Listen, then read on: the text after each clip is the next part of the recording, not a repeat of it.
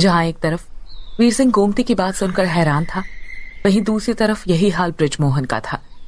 वो शेखरन की बात सुनकर चौंकते हुए बोला, क्या कहा तुमने? तुम्हारे पिता की भी मौत हो चुकी है? अपनी माँ के बारे में तो आपने बताया था, लेकिन पिता, उनके बारे में तुम्हें कैसे पता चला? इस सवाल के जवाब में शेखरन ने उदासी से भरी आवाज में कहा, ये तो मैं तुम्हें नहीं बता सकता दोस्त, लेकिन एक बार मुझे उनकी मौत का सही कारण पता चल जाए तो उसके बाद मैं तुम्हें सारी बातें बता दूंगा।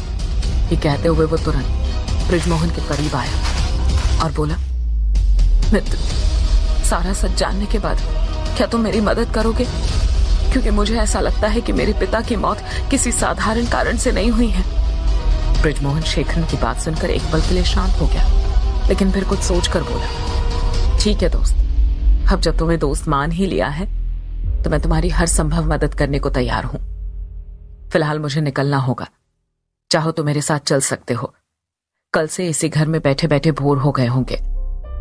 इस बात का उत्तर देते हुए शेखरन बोला, नहीं दोस्त, फिलहाल तुम जाओ, मुझे कुछ और जानकारी जुटानी है ताकि मैं जल्द से जल्द यहां से निकल सकूं।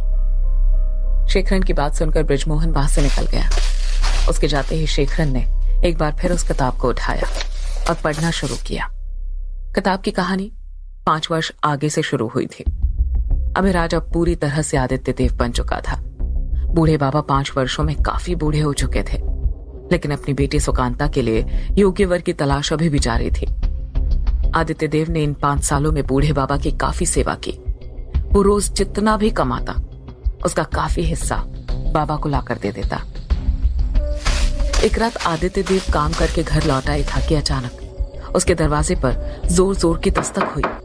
तभी एक मधुर आवाज आदित्य देव के कान में पड़ी, आदित्य जी, मैं हूं सुकांता, जल्दी बाहर आइए, कुछ जरूरी बात है। सुकांता की आवाज सुनकर आदित्य देव तेजी से दरवाजे पर आया और घड़ी में समय देखते हुए बोला, अरे इतनी रात को सुकांता जी यहाँ पर, ऐसी क्या समस्या आन पड़ी? सोचते हुए जैसे उसने दरवाजा खोला तो पाया सुकांता बुरी तरह से घबराई हुई थी। वो आदित्य देव का हाथ पकड़कर उसे अपने घर की ओर ले जाते हुए बोली, हमें आपकी जरूरत है, देखिए ना, बाबा की तबीयत बहुत ज्यादा खराब हो गई है, वो बात भी नहीं कर रहे। ये सुनते ही आदित्य देव भी घबरा गया। दोनों वहीं सड़क पर रुक गए। तभी आदित्य कुछ सोचकर बोला, एक काम कीजिए, आप घर जाइए और काका के पास रुकिए, मैं वैद जी को लेकर आता हूं। इतना कहते हुए वो तुरंत मुड़ा और भागते हुए वैद जी के घर की तरफ निकल गया। जब वो वैद के घर के सामने पहुंचा, वहां खड़े होकर जोर जोर से चिल्लाने लगा, वैद जी, बाहर आइए, वैद जी, वैद जी। तभी बारिश भी चालू हो गई। इधर काफी देर आवाज लगाने के बाद वैद के घर के बगल का दरवाजा खुला। वहां से बाहर झांकते हुए कोई आदमी बोला, कौन है भाई? वैद जी तो शहर गए हुए हैं, कल शाम तक ही मिलेंगे, देख नहीं रहे ताला लगा हुआ है उनके दरवाजे पर। बारिश का प्रभाव इतना तेज था कि घर पर लगा ताला भी आदित्य देख नहीं पाया। वो उस ताले को छूते हुए मन ही मन बोला, अब क्या होगा? भगवान, कोई तो मदद करो। वो ये सोचते सोचते धीरे धीरे बीनू काका के घर की ओर चला जा रहा था। वही सुकांता दरवाजे पर खड़ी उसके लौटने की आस में रास्ता देख रही थी। जैसे ही तेज बारिश में सुकांता को आदित्य की धुंधली सी छवि नजर आई, वो भी भागते हुए बाहर आ गई और आदित्य के करीब आकर बोली, क्या हुआ आदित्य जी? वैद जी कहाँ है? साथ नहीं आए? ये सुनते ही आदित्य देव बिल्कुल धीमे स्वर में बोला, वैद जी तो यहाँ है ही नहीं, कल शाम तक लौटेंगे। जैसे ही सुकांता ने सुना, वो फपक कर रोने लगी और रोते रोते बोली, क्या कहा? तब तक बाबा का क्या होगा आदित्य जी? इतना सुनते ही आदित्य सुकांता को संभालते हुए बोला, सुकांता जी, मेरी बात सुनो, आप काका के पास जाओ, उन्हें कुछ नहीं होगा, मैं गांव से मदद लेकर आता हूँ। आदित्य देव की बात सुनकर सुकांता रोते हुए घर के अंदर चले गई, लेकिन आदित्य देव अब भी बाहर ही खड़ा हुआ था। बारिश धीरे धीरे रुकने लगी। चारों तरफ सड़क पर पानी भर चुका था। आदित्य ऐसे ही पानी के गड्ढे में खुद की परछाई देखकर सोचे जा रहा था। तभी उस परछाई के माध्यम से उसका अंतर्मन बोला, अभिराज, तू तो स्वयं शक्तियों का भंडार है। जा जाकर ठीक कर दे उसे जिसने बुरे वक्त में तेरा साथ दिया। तभी दूसरे गड्ढे में दिखाई पड़ रही परछाई में उसका दूसरा अंतर्मन बोला, नहीं, अब तू अभिराज या जन्नाथ नहीं, तू आदित्य देव है। याद रख, अगर तूने ऐसा कुछ किया तो तेरा राज उजागर हो जाएगा। एक बार फिर अभिराज का पहला अंतर्मन उसे ललकारते हुए बोला, तो क्या तू काका को मर जाने देगा? ये सुनते ही आदित्य देव चीखते हुए उठा, नहीं, ऐसा कुछ नहीं होगा, काका को कुछ नहीं होगा। कहते हुए उसने दूसरे गड्ढे पर पैर रखा और तुरंत बीनू काका के घर की ओर चला गया और सुकांता से बोला, आप यहां से बाहर जाइए और मुझे कुछ 4-5 दीपकों की जरूरत है। सुकांता चौंकते हुए बोली, लेकिन आप करेंगे क्या? तब आदित्य देव सुकांता पर चिल्लाते हुए बोला, सुकांता, दीपक दो और बाहर जाओ। इतना सुनकर सुकांता घबरा सी गई। वो जरूरती सामान अभिराज को देकर बाहर चली गई। काफी देर बीतने के बाद भी आदित्य देव बाहर नहीं आया। कमरे के भीतर तरह तरह का प्रकाश दिखाई पड़ रहा था और मंत्रों की आवाज आ रही थी। जब थोड़ी देर में आदित्य देव बाहर आया तो बाहर खड़ी सुकांता को देखकर बोला, तुम्हारे बाबा ठीक है, जाओ जाकर मिल लो। ये सुनते ही सुकांता अंदर की ओर भागी। दूसरी तरफ आदित्य देव जल्दी जल्दी अपने घर की ओर चला आ रहा था। जैसे ही वो घर पहुंचा तो तुरंत बड़ा सा ट्रंक उठाकर उसमें अपना सामान भरने लगा। अभी कुछ सामान उसने रखा ही था कि तभी अचानक से दरवाजा खुला। जैसे ही आदित्य देव पीछे मुड़ा तो पाया कि सुकांता दरवाजे पर खड़ी थी। वो आदित्य देव को सामान भरता देख तुरंत बोली, कौन हो तुम? कैसे ठीक किया तुमने बाबा को? और क्या तुम कहीं जा रहे हो? तब आदित्य देव बोला, हाँ, मैं जा रहा हूं, बाबा से कह देना मैं चला गया। तब सुकांता फिर बोली, मुझे सच जानना है कि आखिर तुम हो कौन और एक अच्छा काम करने के बावजूद भी तुम भाग क्यों रहे हो? कहते हुए सुकांता दरवाजे पर अड़ गई। तब आदित्य देव चिल्लाकर बोला, जाने दो मुझे सुकांता, वरना अनर्थ हो जाएगा। मेरा राज खुल गया है, अब मैं यहाँ नहीं रह सकता। कहते हुए आदित्य देव सिर पर हाथ रखकर कमरे में बैठ गया। जैसे ही सुकांता ने यह सुना वो आदित्य देव की ओर बढ़कर बोली, कैसा राज आदित्य जी? आखिर कैसे बचाया आपने पिताजी को? क्या है जो छिपा है? इतने सवालों को सुन आदित्य देव गुस्से से भर उठा और चीखते हुए बोला, जानना चाहती हो ना कि मैं कौन हूं? तो सुनो, मैं ही हूं जिसने 5 साल पहले इस क्षेत्र के राजा और उसके सेनापति की हत्या की थी। मैं ही हूं आदित्य भी, अभिराज भी, और मैं ही हूं अजरनाथ भी। यह सुनते ही सुकांता 2 कदम पीछे हट गई। शेखरन इस कहानी को पढ़े जा रहा था। वहीं दूसरी तरफ वीर सिंह समेत सभी लोग एक बार फिर गोमती को मनाने में कामयाब रहे और वो सारे लोग पुलिस का नाम सुनते ही अपने अपने रास्ते निकल लिए। जहां सभी लोग जीप में बैठकर घर की ओर चल ही रहे थे, वहीं चेतन का दिमाग अब खूनी वधू पर चल रहा था। वो मन ही मन खुद से बोला, कहीं ऐसा ना हो कि वीर सिंह की शादी में खूनी वधू कुछ गड़बड़ कर दे। ये सोचकर चेतन जीप चलाते वीर सिंह से बोला, वीर, मुझे काल भैरव मंदिर के करीब उतार देना, मुझे कालदूत से मिलना है।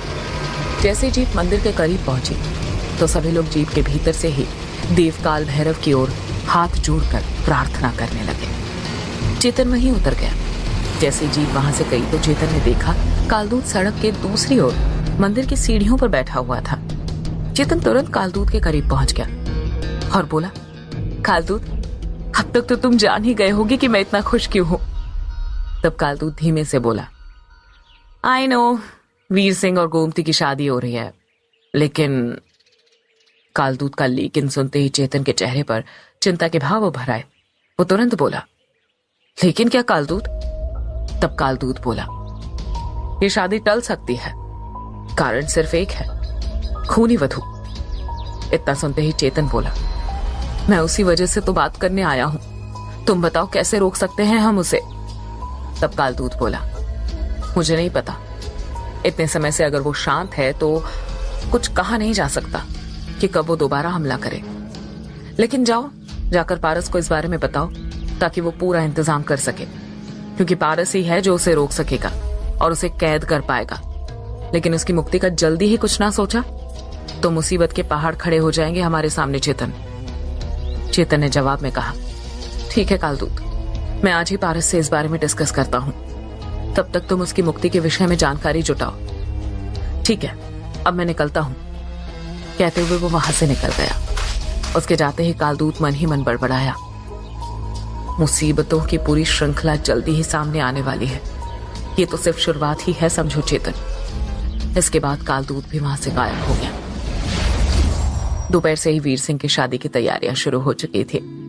काशी जी, मार्तंड जी, पारस, चांदनी और माही सभी लोग अपने अपने स्तर के काम कर रहे थे। सारी तैयारियां देख माही को वो सारे सीन याद आने लगे जब उसने शादी का जोड़ा पहना था। तभी माही को चेतन आता हुआ नजर आया। वो सभी को क्रॉस करता हुआ अपने कमरे में पहुंच गया। जैसे ही चेतन कमरे में पहुंचा तो माही भी पीछे से आई और चेतन को कमर से थामते हुए बोली, चेतन, कितना समय हो गया हमें साथ में वक्त बिताए।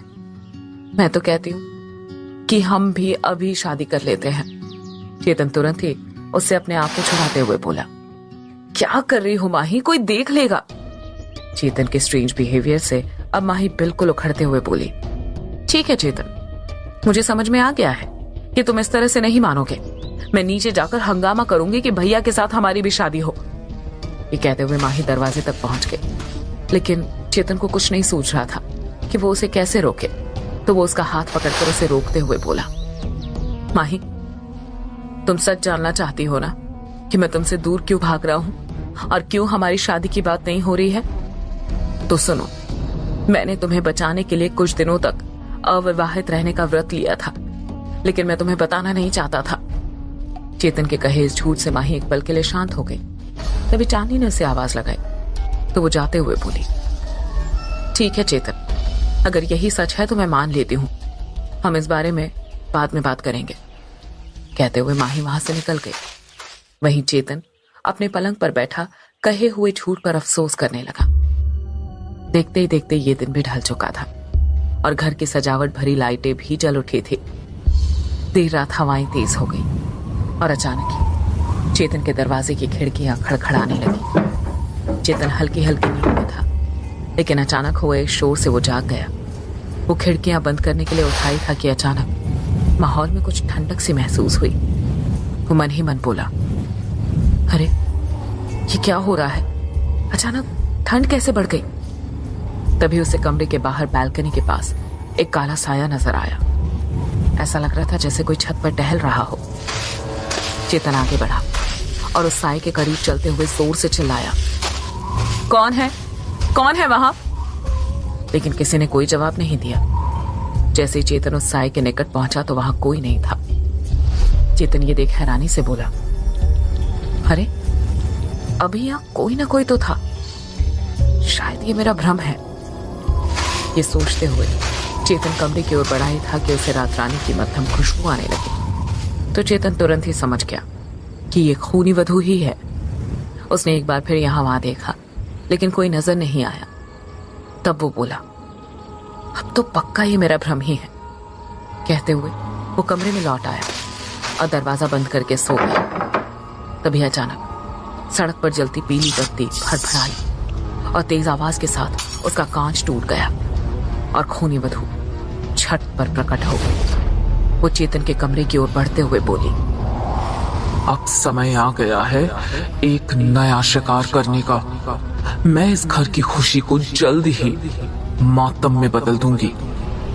इतना कहते हुए वो गायब हो गई। क्या चेतन खूनी वधू को रोक पाएगा? दूसरी तरफ किताब की कहानी में आदित्य देव का क्या होगा, जानने के लिए सुनते रहिए खूनी वधू, सिर्फ पॉकेट एफएम ऐप पर।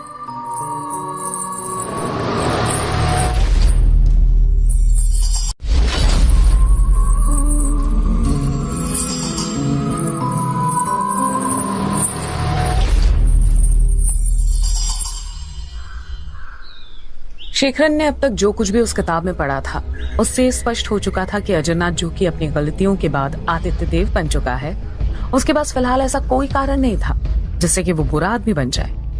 बस इसी बात को लेकर शेखरन के मन में कई सारे सवाल चल रहे थे। वो उस किताब को बंद कर बचे हुए पेजेस देखते हुए बोला, बस अब इस किताब के कुछ ही पेजेस बाकी है। जल्दी से ये किताब खत्म हो जाए तो मुझे अपने पिता का वास्तविक सच पता चल जाएगा और ये भी क्लियर हो जाएगा कि उन लोगों ने पिताजी की जान क्यों ली। ये सोचकर वो अपनी जगह से उठा और कमरे में टहलने लगा। तभी उसकी नजर अपने सामान पर पड़ी जिसमें एक और किताब थी। वो उस किताब को देखकर बोरियत भरी आवाज में बोला, ये क्या, अभी तो एक किताब और बाकी है। कहते हुए उसने वो किताब भी उठा ली जिसका शीर्षक था, जो समझ गया मेरा ज्ञान उसका। अपने दूसरे हाथ में पकड़ी उस किताब को जब शेखर ने जैसे ही पलटा तो पाया कि अंदर कई सारी आकृतियां और किसी दूसरी ही भाषा में अलग अलग कई सारी पंक्तियां लिखी हुई थी। वो उस किताब में मिली सामग्री को देख थोड़ा अचंभित हुआ और उसे बंद करते हुए बोला, इसे तो मैं बाद में ही देखता हूँ, पहले मुझे ये जानना है कि आदित्य देव का आगे क्या होगा। कहते हुए उसने उस किताब को ठीक उन्हीं आखिरी पेजों से खोला जहां से वो कहानी अधूरी छूट गई थी। इधर रात के उस अंधेरे के बाद जब अगली सुबह हुई तो चेतन उठकर सीधा काशी के करीब पहुंचा। उस वक्त काशी जी अपने कमरे में बैठे कुछ काम कर रहे थे। जैसे उन्होंने चेतन को देखा तो पाया चेतन की आंखें लाल थी, जैसे कि वो रात भर सोया ही ना हो। वो उसे देखते ही बोले, चेतन क्या हुआ, ऐसा क्यों लग रहा है कि तुम रात भर सोए नहीं हो। चेतन उबासी लेते हुए एक कुर्सी उनके करीब खींचकर बैठ गया और फिर बोला, पापा मुझे लगता है कि कल रात खूनी वधू आई थी, मैंने उसे महसूस किया था। मेरे ख्याल से तो हमें फिलहाल के लिए इस सगाई को टाल देना चाहिए। ईश्वर ना करे कि खूनी वधू के कारण घर में कोई अपशकुन हो जाए। वैसे भी गोमती जी इस बात पर ही राजी हुई है कि शादी तो 6 महीने बाद ही होगी, तो फिर सगाई अभी से ना करे तो ये खतरा भी टाला जा सकता है। इस बात को सुन काशी थोड़ा गंभीरता से बोला, बेटे मैं चाह रहा था कि बस वीर सिंह खुश रहे, तुम्हें एक बार उससे बात करनी चाहिए, पर हाँ इस खूनी वधू का जल्दी ही कुछ करना पड़ेगा। हम तो उसकी मदद के लिए ही आगे आए थे, लेकिन वो तो हम पर ही हावी हुई जा रही है। तब काशी जी अपनी बात खत्म करके रुके ही थे कि तभी एक आवाज सुनाई पड़ी, क्योंकि देर से मिला इंसाफ भी एक तरह का अन्याय ही होता है। यह आवाज सुनकर दोनों ने दरवाजे की ओर देखा तो पाया वहां पारस जी खड़े हुए थे। एकाएक पारस कमरे में दाखिल होते हुए बोले, जितना मुझे पता चला है उस हिसाब से चेतन ने खूनी वधू से वादा किया था उसे मुक्त कराने का, लेकिन वो इस वादे को पूरा करने में काफी देर लगा रहा है। खूनी वधू की नाराजगी बस इसी बात से है, लेकिन अब ये नाराजगी बदले में बदल गई है, जिसका फिलहाल तो एक ही इलाज है, काट्य बंधनम। ये शब्द सुनते ही चेतन और काशी दोनों चौंक गए, क्योंकि ये शब्द उन्होंने सालों पहले सुना था। जिसका अर्थ क्या था वो उन दोनों को नहीं पता था। और शब्द को सुनते ही चेतन बोला, आखिर है क्या ये काट्य बंधन, जरा हमें भी बताइए पारस जी। तब पारस चेतन के करीब आकर बोला, ये भी पता चल जाएगा, बस आगे आगे देखते जाओ, इसका उपयोग ही इसका अर्थ है, देखोगे तो समझ जाओगे। ये सुनते ही चेतन तुरंत बोला, तो क्यों ना आज ही हम इस क्रिया को पूर्ण कर ले। तब पारस बोला, नहीं चेतन, जितना मैंने इस बारे में पढ़ा है, किसी भी पूर्णिमा की रात इस क्रिया को किया जा सकता है, क्योंकि प्रेतों की आत्माएं पूरे चांद से कमजोर रहती है और खूनी वधू जैसी आत्मा का कमजोर होना बहुत जरूरी है। इतना सुनकर चेतन उठा और कमरे से बाहर निकलते हुए बोला, ठीक है, तो फिर पूर्णिमा तक इंतजार करते हैं। जहां एक तरफ चेतन सभी के साथ मिलकर खूनी वधू को पकड़ने का प्लान बना रहा था, वहीं दूसरी ओर शेखरन अपने कमरे में बैठा उस किताब को पढ़ रहा था, जिसकी कहानी ऐसे आगे बढ़ी। जब आदित्य देव ने अपना सच सुकांता के सामने खोला तो एक पल के लिए सुकांता मन ही मन घबरा गई और घबराते हुए बोली, तो वो हत्यारे तुम हो, तुम हमारे साथ इतने साल से रह रहे हो और हमें इस बात की खबर तक नहीं।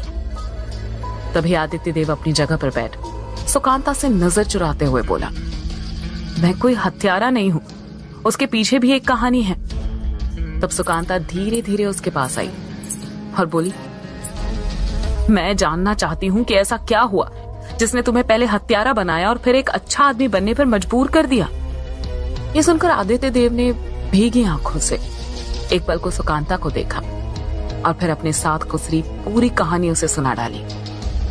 जब पूरी कहानी सुकांता ने जान ली तब वो धीरे से उसके हाथ पर अपना हाथ रखते हुए बोली, सही कहा था तुमने, तुम कोई बुरे इंसान नहीं हो। इस बारे में मत सोचो और मैं वादा करती हूँ कि ये राज राज ही रहेगा। लेकिन अगर किसी को तुम्हारे बारे में या तुम्हारे भीतर के इस गुण के बारे में पता चला तो अनर्थ हो जाएगा। सुकांता के इस तरह से आदित्य देव के सच को अपना लेने के कारण आदित्य देव उससे बहुत ज्यादा प्रभावित हो गया। वो खुश होकर बोला, सुकांता, तुमने मुझे मेरे सच के साथ अपनाया है, तो क्या तुम मेरी जीवन साथी बनोगी? तुम्हारे साथ मुझे इस दुनिया से अलग महसूस नहीं होता। ऐसा लगता है जैसे मैं किसी अपने के करीब हूं। ये सुनकर सुकांता तुरंत बोली, मैं तो कब से तुमसे इस बारे में बात करना चाहती थी कि तुम बाबा से मेरा हाथ मांग लो। शायद इस प्रेम के कारण ही मैं तुम में कोई कमी नहीं देख पा रही। इतना सुनना ही था कि आदित्य देव ने अपनी बाहें फैला ली और सुकांता तुरंत उसके गले से आ लगी। ये पढ़ते ही शेखरन के चेहरे पर एक मुस्कुराहट सी आ गई। उसे ऐसा लग रहा था जैसे वो सारे दृश्य साक्षात अपनी आंखों से देख रहा हो। लेकिन जैसे उसने आगे पेज पलटा तो बीच से एक पेज फटा हुआ था। उसने पूरी किताब में वो पेज ढूंढा पर वो उसे कहीं नहीं मिला। पर अगला पेज पढ़कर उसे इतना समझ आ गया था कि कुछ समय के बाद उन दोनों की शादी हो चुकी थी, लेकिन कई वर्षों तक उन्हें किसी संतान की प्राप्ति नहीं हुई और लगभग 15 वर्षों के बाद उन्हें एक पुत्र प्राप्त हुआ जिसका नाम उन्होंने राजमोहन रखा। इतना पढ़ना ही था कि शेखरन की आंखों में आंसू भर आए और वो मन ही मन बोला, अब इससे ज्यादा और क्या सबूत चाहिए मुझे? इसे इत्तेफाक कहूं या कोई चमत्कार? शायद ये राजमोहन कोई और नहीं बल्कि मैं ही हूं। अगर बाबा ने उस रात मुझे सुमेरपुर ना भेजा होता तो शायद ये सच में जीवन भर नहीं जान पाता। कहते हुए उसने किताब को आगे देखा, तब उसे कुछ और जानकारियां पता चली। सुकांता अपने पति आदित्य देव से बोली, आपने तो कहा था हमें इस गांव में नहीं आना है, तो हम फूलपुर क्यों लौट आए हैं जी? तब आदित्य देव घर के सामान कुछ जमाते हुए बोला, तुम फिक्र मत करो, देखा ना इतने दिनों से हम यहाँ हैं, कुछ भी तो नहीं हुआ। वैसे भी उस बात को बीते 15 वर्ष हो चुके हैं, लोग अब तक भूल चुके होंगे। हम यहाँ इसलिए आए हैं कि यहाँ से शहर पास है, यहाँ रहेंगे तो अपने बेटे को अच्छी शिक्षा दे सकेंगे। और फिर मेरे गुरुजी का भी तो घर यहीं था। इतना बढ़िया घर होने के बावजूद भी उन्होंने पूरा जीवन जंगल में बिताया। शेखरन समझ नहीं पाया कि आदित्य देव और उसकी पत्नी सुकांता अचानक फूलपुर क्यों लौट आए। इसी कंफ्यूजन को लेकर वो अपने आप से बोला, अरुणोदय ने कहा था कि यहां मत आना, फिर ये लोग इस गांव में क्यों चले आए? शायद उस फटे हुए पन्ने पे ही इसके बारे में लिखा होगा। ये सोचकर शेखरन बार बार उस किताब में आगे पीछे पढ़ते हुए इस सच को जानने की कोशिश करने लगा। दूसरी तरफ वीर सिंह के घर में यह खबर सभी को बता दी गई थी कि सगाई अभी कुछ दिनों के लिए टाली जा रही है। यही बात वीर सिंह गोमती को खुद बताने गया हुआ था। वहीं अब माही को भी चेतन के द्वारा कई बातों को सोचने का मौका मिल गया। शाम के खाने का इंतजाम करती माही किचन में खड़ी उन्हीं बातों को दोहरा रही थी। वो मन ही मन बोली, अगर चेतन ने ऐसा कोई व्रत लिया भी है तो मुझे बताने में क्या आपत्ति थी? मुझे तो अब लग रहा है कि बात कुछ और है। शायद चेतन मुझसे झूठ बोल रहा था। मैं आज रात को ही उससे इस बारे में बात करूंगी। ये सोचकर वो एक बार फिर खाना बनाने में लग गई। उधर चेतन इस बात से अनजान था। वो तो पूरी तरह खूनी वधू से घर के लोगों को प्रोटेक्ट करने की तैयारी में लगा हुआ था। और देखते ही देखते शाम हो गई। सभी लोग खाना खा चुके थे। चेतन अकेला घर के बाहर टहल रहा था। वो मन ही मन सोचते हुए बोला, बस ये खूनी वधू का किस्सा खत्म हो जाए तो मैं किसी तरह माही के सामने अपनी शादी का सच उजागर कर दूंगा। कल जो मैंने उससे झूठ कहा है, मुझे नहीं लगता कि वो ज्यादा दिन तक काम कर सकेगा। वो सोचते सोचते एक जगह खड़ा हो गया। तभी उसे अपने कंधे पर एक हाथ महसूस हुआ। जैसे ही चेतन पीछे मुड़ा तो पीछे खूनी वधू खड़ी हुई थी। चेतन अचानक घबराकर पीछे हट गया। पहली बार चेतन ने खूनी वधू को इतना करीब से देखा था। उसकी चमकीली सफेद आंखें, लगभग सड़ चुकी त्वचा और जगह जगह से नजर आती उसकी हड्डियां उसे भयानक रूप से डरावना बना रही थी। वो शैतानी हंसी हंसते हुए बोली, चेतन, कैसे हो? कहते हुए उसने एक जोरदार वार चेतन पर किया तो वो दूर जा गिरा।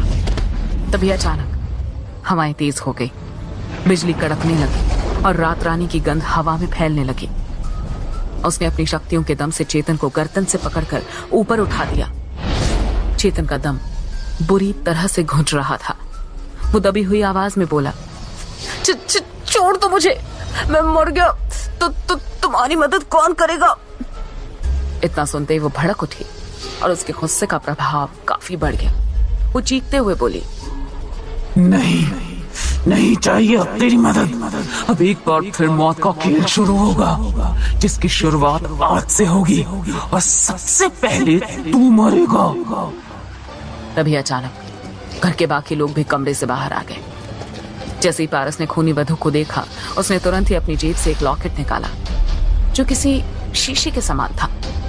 वो बिना देरी किए उसे खूनी वधू के आगे करते हुए जोर जोर से कुछ मंत्रों का उच्चारण करने लगा, जिसके कारण खूनी वधू की पकड़ ढीली हो गई और चेतन छूटकर जमीन पर गिर पड़ा। तुरंत मार्तंड जी और वीर सिंह ने जाकर चेतन को संभाल लिया। तभी वीर सिंह चेतन से बोला, तुम ठीक तो हो ना चेतन? तब चेतन ने अपने गले को पकड़कर खांसते हुए कहा, हाँ मैं ठीक हूं। उधर पारस के मंत्रों की गति तेज हो गई, जिसके कारण खूनी वधू उस छोटी सी शीशी की ओर खिंचाव महसूस करने लगी। वो अचानक ही जोर से चिल्लाई, हटा इसे मेरे सामने से, हटा इसे, वरना तू भी मरेगा। मैं तेरा वो हाल करूंगी कि तेरी लाश की पहचान तक नहीं होगी। मैं कहती हूँ हटा इसे। इस बात के जवाब में पारस भी चिल्लाकर बोला, मुझे मारेगी? मार मुझे, नहीं मार सकेगी। चल अब निकल जा यहाँ से। ये सुनकर खूनी वधू उस घर की सीमा से बाहर निकलते हुए बोली, जा रही हूँ, अभी के लिए जा रही हूँ, लेकिन याद रखना मैं जल्दी ही लौटूंगी, फिर तुम्हें कोई नहीं बचा सकेगा। कहते हुए वो तुरंत वहां से गायब हो गई। इसके बाद बिना किसी और डिस्कशन के सभी लोग अपने अपने कमरे में चले गए। जाते जाते पारस चेतन से बोला, मुझे विश्वास है तुम ठीक होंगे, लेकिन कमर कस लो दोस्त, वो फिर लौटेगी। ये सुन एक पल के लिए चेतन घबरा गया। वो सीधा अपने कमरे की ओर चला गया। उसके पैर में कुछ चोटें थी। उन्हें देख ही रहा था कि तभी चांदनी कमरे में चली आई और चेतन के बगल में बैठते हुए बोली, कैसे हो तुम अब चेतन? मैं तो घबरा ही गई थी। मैं तुम्हारे लिए ये हल्दी वाला दूध लाई हूं, इसे पी लो, थोड़ा रिलीफ मिलेगा। कहते हुए चांदनी वहीं बैठ गई। दूसरी तरफ माही को भी चेतन की चिंता थी। वो भी हल्दी वाला दूध लेकर चेतन के कमरे की ओर जाने लगी। अभी सीढ़ियों तक पहुंची ही थी कि उसे चेतन और चांदनी की बात करने की आवाज सुनाई पड़ी। चेतन चांदनी का हाथ थामते हुए बोला, मुझे माफ कर दो चांदनी, मैं तुम्हारे साथ कुछ ज्यादा ही ज्यादती कर चुका हूं। मैं तुम्हें वो हक देना चाहता हूं जो तुम्हारा है, लेकिन दिल में अब भी उसी का ख्याल चलता रहता है। तभी चांदनी भी बोली, तुम फिलहाल इस बारे में मत सोचो, अभी बहुत सी दिक्कतें हमारे सामने आने वाली है। वैसे भी मैं ज्यादा उम्मीद नहीं करती किसी से, पर हाँ ये जरूर पता है कि जो मेरा है वो मुझे जरूर मिल जाएगा। कहते हुए चांदनी जाने के लिए उठ खड़ी हुई तो चेतन भी खड़ा हो गया। वो चांदनी के जाने से पहले बोला, चांदनी मुझे नहीं लगता अब ये सच ज्यादा दिन तक छिप पाएगा। ये सुनते ही चांदनी चेतन की ओर मुड़ी तो उसने पाया चांदनी की आंखें गीली है। वो तुरंत चेतन के गले आ लगी और रोते हुए बोली, चेतन तुम कहोगे तो मैं जिंदगी भर किसी को नहीं बताऊंगी, मैं तुम्हारी वाइफ हूं, ये सच मुझ में ही दबा रहेगा, पर वादा करो तुम भी मेरा विश्वास बनाए रखोगे। कमरे के बाहर खड़ी माही ने जैसे ही ये सच सुना तो उसके हाथ में पकड़ा वो कांच का ग्लास जमीन पर गिरकर बिखर गया। आखिर क्या होगा अब माही का रिएक्शन? क्या चेतन और चांदनी माही को समझा सकेंगे? जानने के लिए सुनते रहिए खूनी वधू, सिर्फ पॉकेट एफएम ऐप पर।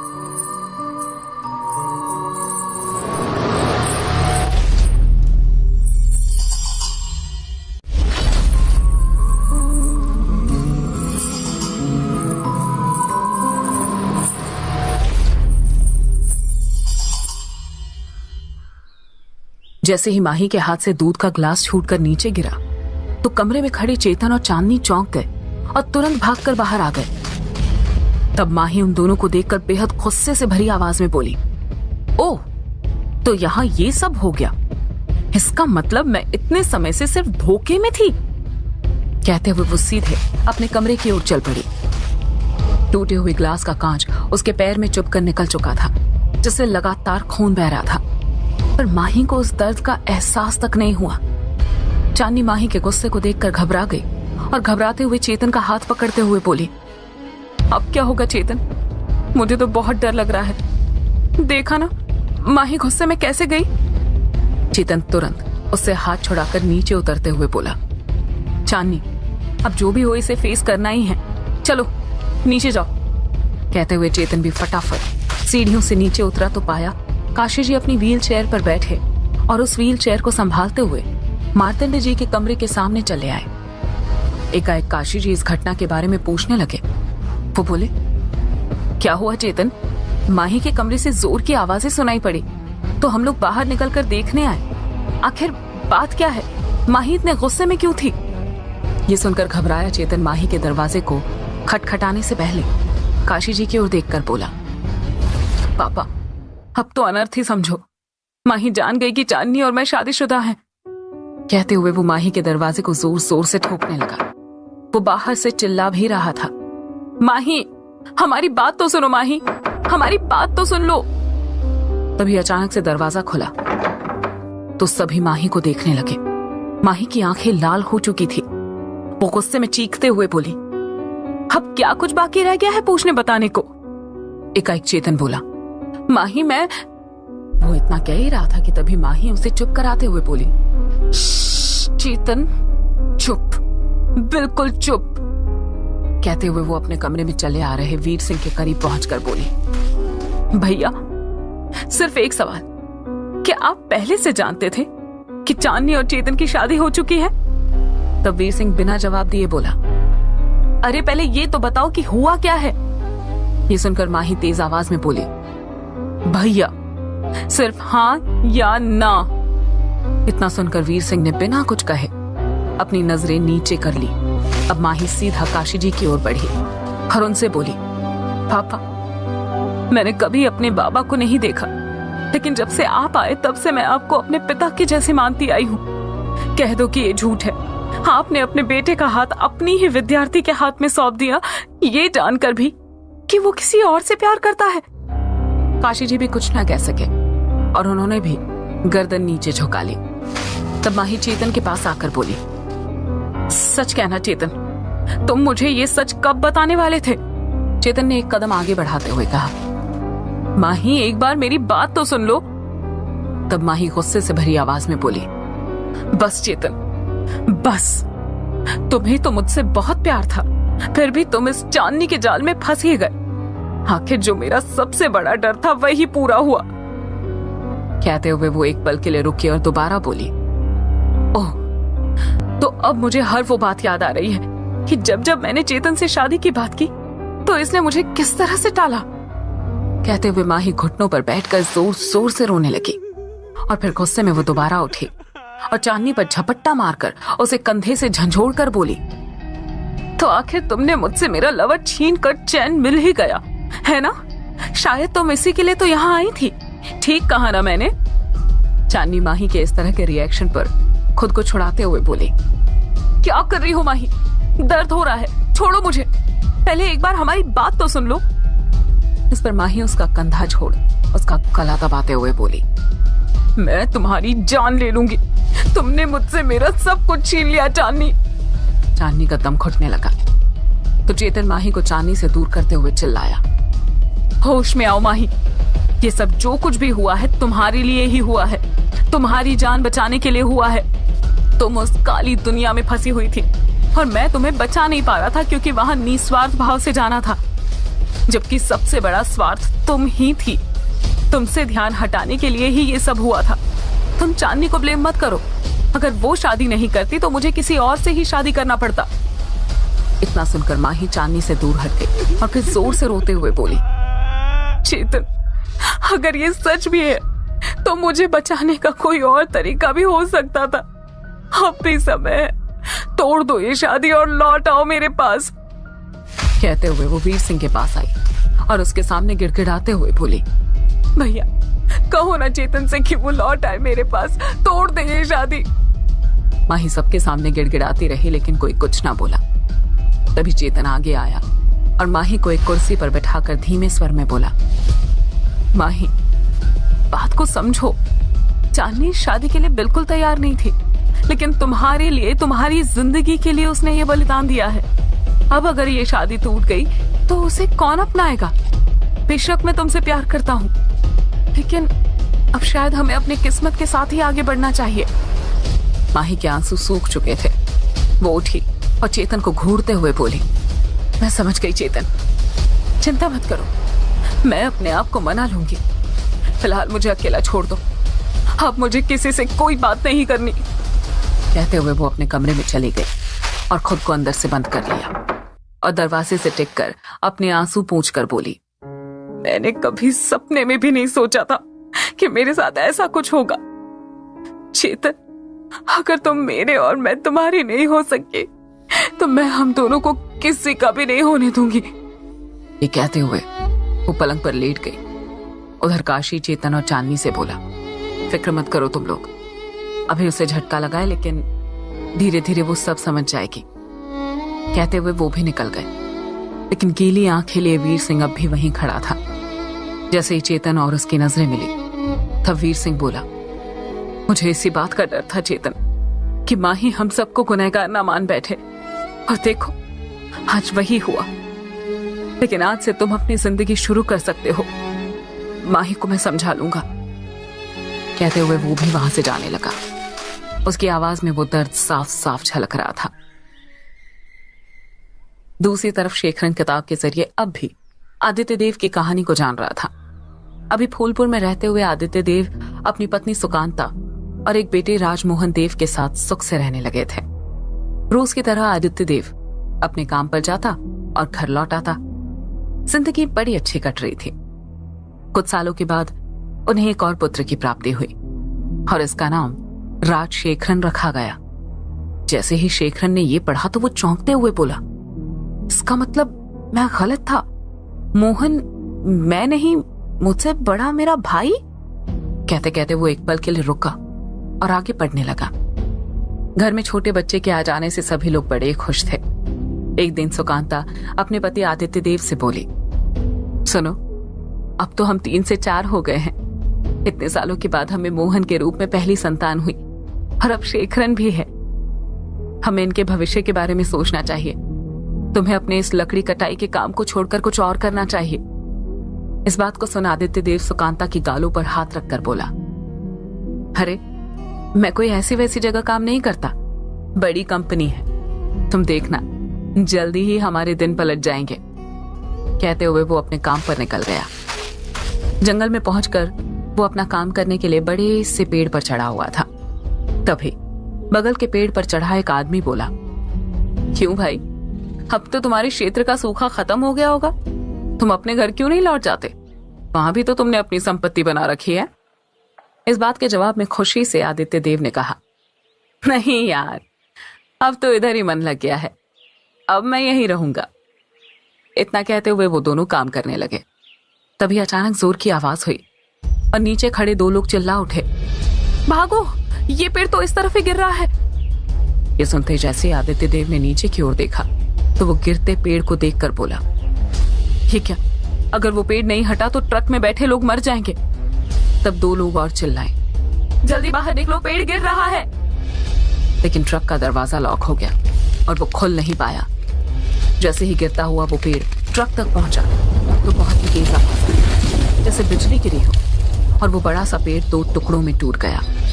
सभी लोग आदित्य देव की ओर देखने लगे। वो फटाफट पेड़ से उतरा और किसी से बिना कुछ कहे ही गांव की ओर चलने लगा। ये खबर उसके गांव पहुंचने से पहले ही आग की तरह फैल गई। गांव में लोगों की भीड़ इकट्ठा होने लगी। भीड़ में से कोई बोला, सुना सभी ने, उस आदमी ने अपनी शक्ति से झाड़ के 2 टुकड़े कर दिए। ये सुनकर उस भीड़ में से दूसरा बोला, अरे ऐसा ही कुछ सालों पहले हुआ था। किसी ने राजा को और रक्षक कुल के एक व्यक्ति को भी मारा था। इसका मतलब वो आदमी इस गांव में फिर लौट आया है। इससे पहले वो गांव में कोई और मुसीबत खड़ी करे, हमें उसका अंत कर देना चाहिए। ये सुनते ही सभी लोग आदित्य देव की तलाश में निकल गए। दूसरी तरफ आदित्य देव लोगों से छिपता फिर रहा था। लोग आदित्य देव के घर को ढूंढते ढूंढते सीधा गांव की सीमा पर पहुंच गए और उसके घर के बाहर खड़े होकर चिल्लाने लगे, बाहर निकल दुष्ट, हत्यारे, बाहर निकल, वरना हम अंदर आ जाएंगे। दूसरी तरफ आदित्य देव छिपते छिपाते अपने घर की ओर बढ़ रहा था। वो रोते हुए खुद से बोला कि मैंने क्या कर दिया। मैं तो बस उन लोगों की जान बचाने की कोशिश कर रहा था। अगर मेरे परिवार को कुछ हो गया तो मैं खुद को कभी माफ नहीं कर पाऊंगा। कहते हुए वो दुगनी गति से भागने लगा। दूसरी तरफ घर के बाहर जमा भीड़ काफी देर तक आवाज लगाती रही, लेकिन कोई बाहर नहीं आया। उधर पलंग के नीचे अपने बच्चों को लेकर छिपी सुकांता मन ही मन घबराते हुए बोली, घबराना मत बच्चों, मैं तुम्हें बचाऊंगी। एकाएक कोई भीड़ से चिल्लाकर बोला, लगता है घर में कोई नहीं है, आग लगा दो इस घर को। ये सुनते ही सुकांता की जान हलक में आ गई, लेकिन तब तक देर हो चुकी थी। कुछ लोग अपनी मशाले उस घर पर फेंक चुके थे। पूरा घर धूं धूं कर जलने लगा। जैसे ही घर में धुआं बढ़ा तो बच्चे रोने लगे। बच्चों के रोने की आवाज सुनते ही बाहर खड़ी भीड़ घबरा गई और वो लोग उन्हें बचाने की बजाय वहां से भाग खड़े हुए। देखते ही देखते सुकांता और आदित्य देव के बड़े बेटे मोहन की घुट घुट कर मौत हो गई। सुकांता बेहोश थी, लेकिन उसने शेखरन को अपने हाथ में दबाए रखा था। जैसे ही उसे होश आया तो उसे कुछ समझ ही नहीं आया कि हुआ क्या। वो दोनों बच्चों को उठाकर बाहर निकल आई, लेकिन वो बहुत हद तक जल चुकी थी। तब तक आदित्य देव वहां पहुंचा तो सब कुछ खत्म हो चुका था। वो जोर जोर से चीख रहा था, सुकांता, सुकांता। लेकिन जैसे ही घर के पीछे पहुंचा तो वहां सिर्फ सुकांता और मोहन की लाश पड़ी हुई थी और शेखरन गायब था। वो आसमान की ओर देखकर जोर से चिल्लाया, ईश्वर, तूने मुझसे मेरा सब कुछ छीन लिया। मैं आज से तेरी अर्चना का त्याग करता हूं। कहते हुए वो जोर जोर से रोने लगा और सुकांता का हाथ पकड़कर बोला, मैं तुम्हारी कसम खाता हूं सुकांता, आज तुम्हारे साथ आदित्य देव भी मर जाएगा और कल से जन्म होगा अजन्नाथ का, जो इस पूरे गांव को अपने कदमों की धूल बनाएगा। अगर सबसे अपनी पूजा ना करवाई तो मेरा नाम अजन्नाथ नहीं। मैं एक बार फिर अपनी शक्तियां जागृत करूंगा और जिंदा करूंगा अपने गुरु को अपने अंदर। मेरी इन्हीं शक्तियों ने मुझसे मेरा सब कुछ छीन लिया है, तो अब मैं अमर होकर समय के अंत तक जीवित रहूंगा। मैंने अच्छा बनकर भी कुछ हासिल नहीं किया। अब मेरा रास्ता वही होगा जो मुझे मेरे गुरु ने दिखाया था। जब मैं लौटूंगा तो कोई नहीं बख्शा जाएगा और जो कोई मेरे बीच में आया मेरे ही हाथों मरेगा। इसी के साथ ये किताब खत्म हो गई। शेखरन अपनी मां की मौत के बारे में पढ़कर अंदर तक से हर उठा। तब वो मन ही मन बोला, इसका तो यही मतलब हुआ कि उन लोगों ने मेरे पिता की सच को जाने बगैर ही उनकी हत्या कर दी। जिस चुड़ैल ने मेरे पिता को मारा, अब मैं उसे अपने वश में करूंगा। और पिताजी, मुझे नहीं पता कि आप अपने काम में सफल हुए भी थे या नहीं, लेकिन एक बार फिर एक बेटा अपनी मां के कातिलों से बदला लेगा। शायद इस गांव में पहुंचने का मेरा यही मकसद हो। रक्षक कुल तैयार रहना, तुम्हें सरप्राइज देने ये नया लड़का आने वाला है। तुमने सोचा होगा अजरनाथ खत्म तो दुश्मनी खत्म। कैसे पहचानोगे अपने नए दुश्मन को? लेकिन उससे पहले मुझे कुछ तैयारियां करनी होगी। इसके लिए मुझे अपने पिता के समान ही लोगों को ढूंढना होगा। कहते हुए उसने उस 5वीं किताब को उठाया और उसे खोलकर देखने लगा। आखिर रक्षक कुल राजशेखरन के रूप में बने इस नए दुश्मन से कैसे बच सकेगा? और दूसरी तरफ क्या चांदनी और चेतन माही को समझा पाएंगे? जानने के लिए सुनते रहिए खूनी वधू, सिर्फ पॉकेट एफएम ऐप पर।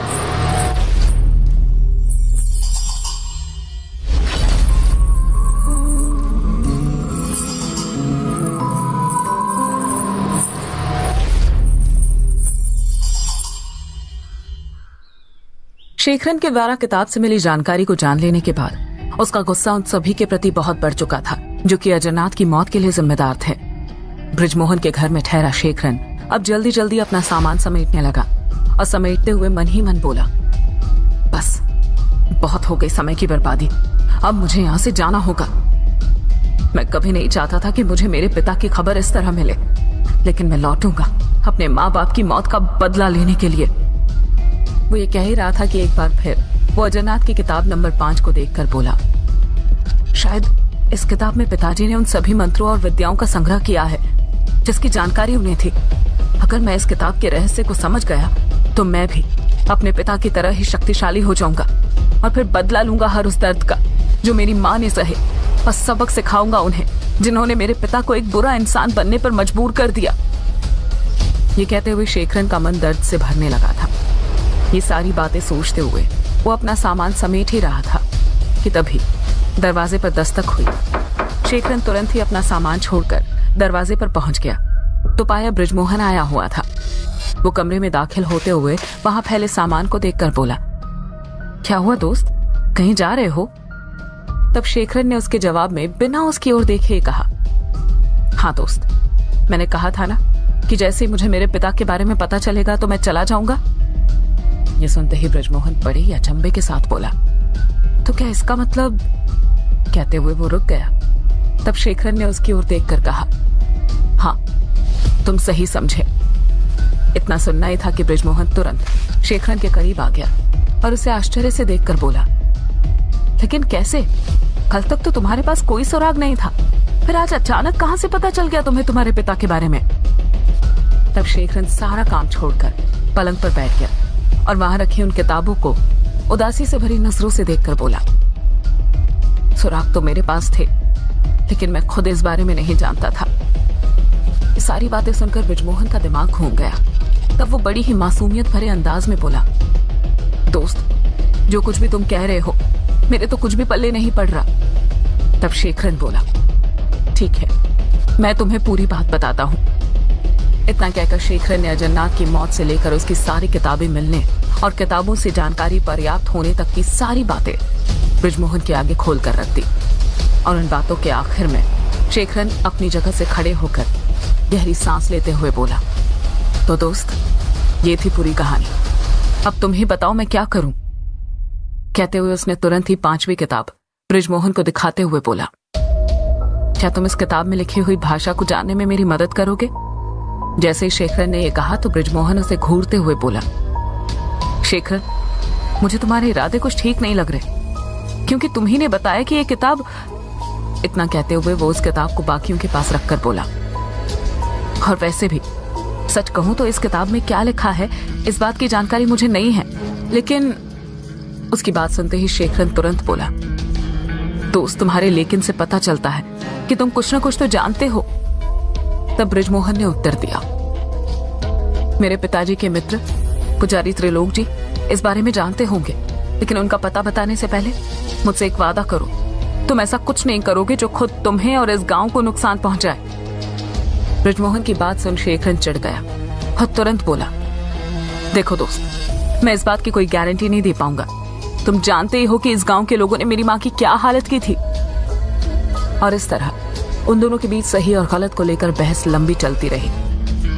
तब आखिर में जीत शेखरन की हुई और फिर वो मुस्कुराते हुए बोला, मोहन, अब तुम जल्दी से इस किताब की जानकारी रखने वाले पुजारी जी का पता बता दो। शाम ढलने वाली है, मैं अब और नहीं रुक सकता। दूसरी तरफ माही के द्वारा भी चेतन और चांदनी के शादी के सच को जान लेने के बाद सभी लोग चिंतित थे। माही अपने कमरे में ही थे, उधर बाकी सब भी अपने कमरे में थे। धीरे धीरे वो रात गुजर गई।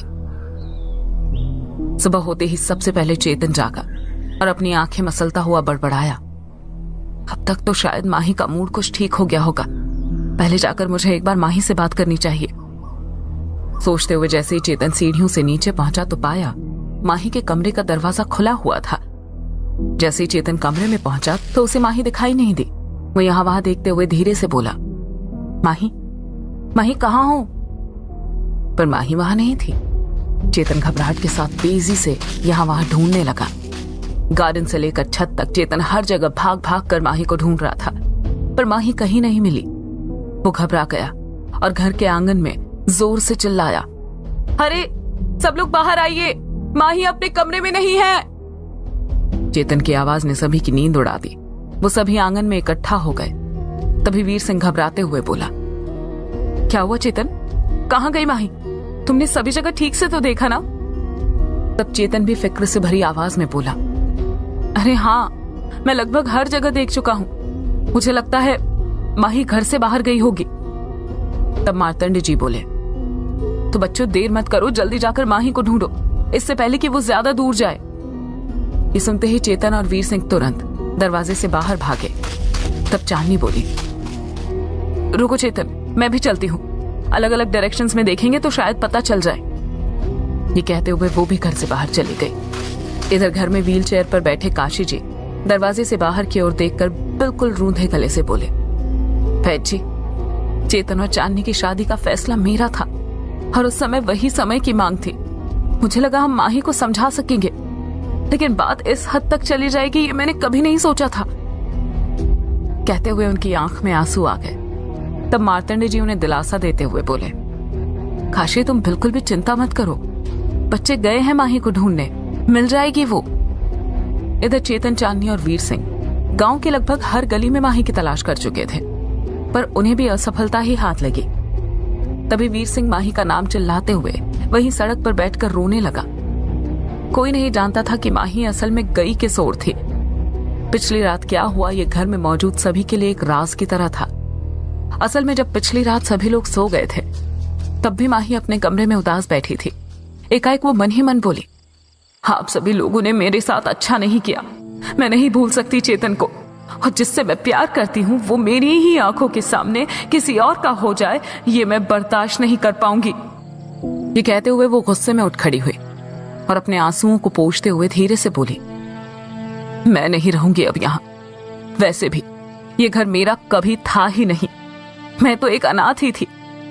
खैर, अब वक्त आ गया है यहाँ से जाने का, लेकिन जाऊंगी भी कहाँ?